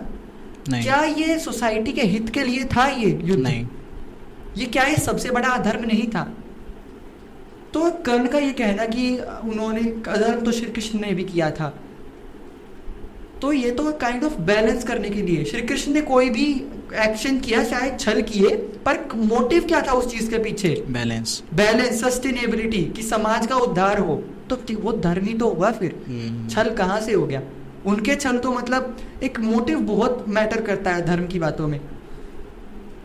जी सुमित भाई, मतलब काफ़ी लोगों को ना काफ़ी कुछ आइडियाज़ मिल गए होंगे, काफ़ी कुछ इंसिडेंट्स मिल गए देखो, होंगे। कह सकते हैं कि मैंने अभी तक नहीं बोला था कि कर्ण बेटर था कि अर्जुन, और ये हम लोगों पर ही छोड़ते हैं। लोगों पर ही छोड़ते हैं। अगर लोग चाहते हैं कि हम, जैसे इसमें शायद लोगों को लग सकता है कि हमने कर्ण को ज़्यादा कर्ण के बारे में किया। देखो मैंने जी। अच्छी बातें जितनी भी थी ना जो मेंशन है वो सारी बताई हैं, जी। पर बुरी बातों को भी बताया। लेकिन मैं कहना चाहूँगा कि लोगों को, ऑडियंस को अगर कोई डाउट हो तो वो आपने बताया जो व्यास महाभारत है, व्यास जी के वेद द्वारा। व्यास महाभारत, मतलब कोई भी चैप्टर, कोई भी प्रकरण, चाहे जैसे कि एग्जाम्पल लेते हैं कर्ण की मृत्यु का प्रकरण, इंटरनेट पे जस्ट टाइप करना है कि कर्ण का वध या फिर कर्ण पर्व महाभारत, ये चैप्टर लिखो। चैप्टर का नहीं पता तो केवल वो इंसिडेंट का नाम लिख दो कि कर्ण की डेथ वाला ये इंसिडेंट, पूरा आपको मिल जाएगा। कितनी सारी वेबसाइट पे फ्रीली व्यास महाभारत और वाल्मीकि रामायण तो मिल ही जाएंगी। इंग्लिश हिंदी ट्रांसलेशन ये अलग है कि हर जगह शायद कहीं कहीं पे श्लोक ना मिले, पर ट्रांसलेशन तो हर जगह मिल जाएगा। जी, तो लोग जाके चेक कर सकते हैं, कर सकते हैं चेक। और अगर किसी को कोई भी डाउट है या फिर कोई भी क्वेश्चन है तो आप कमेंट बॉक्स में शेयर कर सकता है, सुमित भाई उनका रिप्लाई कर सकते हैं। या फिर अगर आप चाहते हैं कि कोई एक डेडिकेटेड पॉडकास्ट हम करें सुमित भाई के साथ में किसी भी टॉपिक के ऊपर, तो वो भी आप हमें बता सकते हैं कमेंट्स में। बाकी ये पॉडकास्ट आपको कैसा लगा, क्या आपकी ओपिनियन है, ये भी आप शेयर कर सकते हैं। इस पॉडकास्ट को जितना हो सके आप शेयर करो अपने दोस्तों के साथ, अपनी फैमिली के साथ। अगर ये पॉडकास्ट आपको पसंद आता है तो हमारे चैनल को सब्सक्राइब करें। सुमित भाई की डिटेल्स भी सारी ही इनके यूट्यूब चैनल की, इनके इंस्टाग्राम की सारी डिटेल्स डिस्क्रिप्शन बॉक्स में मेंशन है, इनको भी फॉलो करें। और जो भी आप चाहते हो हमारे चैनल से, सुमित भाई से, वो आप कमेंट्स में शेयर कर सकते हैं। इस वीडियो को लाइक कर सकते हैं, शेयर कर सकते हैं। सुमित भाई बहुत बहुत धन्यवाद आपका। आप हमेशा जब भी आते हो ना, आपकी पता है खासियत क्या है, मतलब क्वेश्चन होता है बहुत ही स्पेसिफिक, लेकिन आप उसमें कोई भी डाउट छोड़ते ही नहीं हो, इतने ज़्यादा उसको एक्सप्लेन कर देते हो कि मतलब फर्दर क्वेश्चन आए ना। जो क्वेश्चन मेरे दिमाग में होते हैं कि यार मैं ये पूछूंगा, आप क्या करते हो, आप कहते हो विकास भाई बस रुको आने वाला आगे तो वो क्वेश्चन का आंसर ऑटोमेटिकली आगे आ जाता है। ये बहुत अच्छी बात है कि आपके पॉडकास्ट थोड़े लंबे होते हैं। रीज़न ये है कि उसमें एक्सप्लेन किया जाता है चीज़ों को, ताकि कोई भी डाउट ना रहे। और इतना तो मेरे को पता चल गया आज तक कि आप जो भी यहाँ पे बताते हो उसका कोई ना कोई सोर्स है, वहाँ से पढ़कर ही बताते हैं, ऐसा नहीं कुछ भी बोल रहे हो। मतलब वही है, जैसे मेरे को अगर मिल सकती है, मैंने बता भी दिया कि ऐसे मिल सकती है अलग अलग वेबसाइट्स पे, गूगल पे जाके। एक इवन गवर्नमेंट का भी एक पोर्टल है जहाँ पे हमारे सारे स्क्रिप्चर्स हैं। वेदुकेशन की एक वेबसाइट है, वहाँ पे इवन रामायण महाभारत तो हमारे बेसिक स्क्रिप्चर्स हैं, आपको बहुत सारी स्क्रिप्चर्स फ्री में मिल जाएंगे। मैं तो बोलता हूँ कि किसी की मत सुनो, केवल खुद से जाके एक्सप्लोर करो। किसी की सुननी ही क्यों है? किसी चीज़ के बारे में अगर जानना होता है सच में कि क्या सच है, तो खुद से रिसर्च करनी पड़ती है, किसी की क्यों ही सुननी है। जी सुमित भाई, आपका बहुत बहुत धन्यवाद। थैंक यू सो मच हमारे DM पॉडकास्ट सेट पे दोबारा से आने के लिए, एक ज़बरदस्त पॉडकास्ट देने के लिए। हम जल्दी मिलेंगे और भी नए टॉपिक्स के साथ में, और बहुत सारी बातें मुझे आपसे और भी करनी है। हम अपने सनातन धर्म को जानेंगे, लोगों को जो चीज़ें बताई गई है, जो डाउट्स हैं या फिर जो मिसकंसेप्शंस हैं, उनको दूर करते हैं मिलकर। जी भाई, thank you so much. Thank you.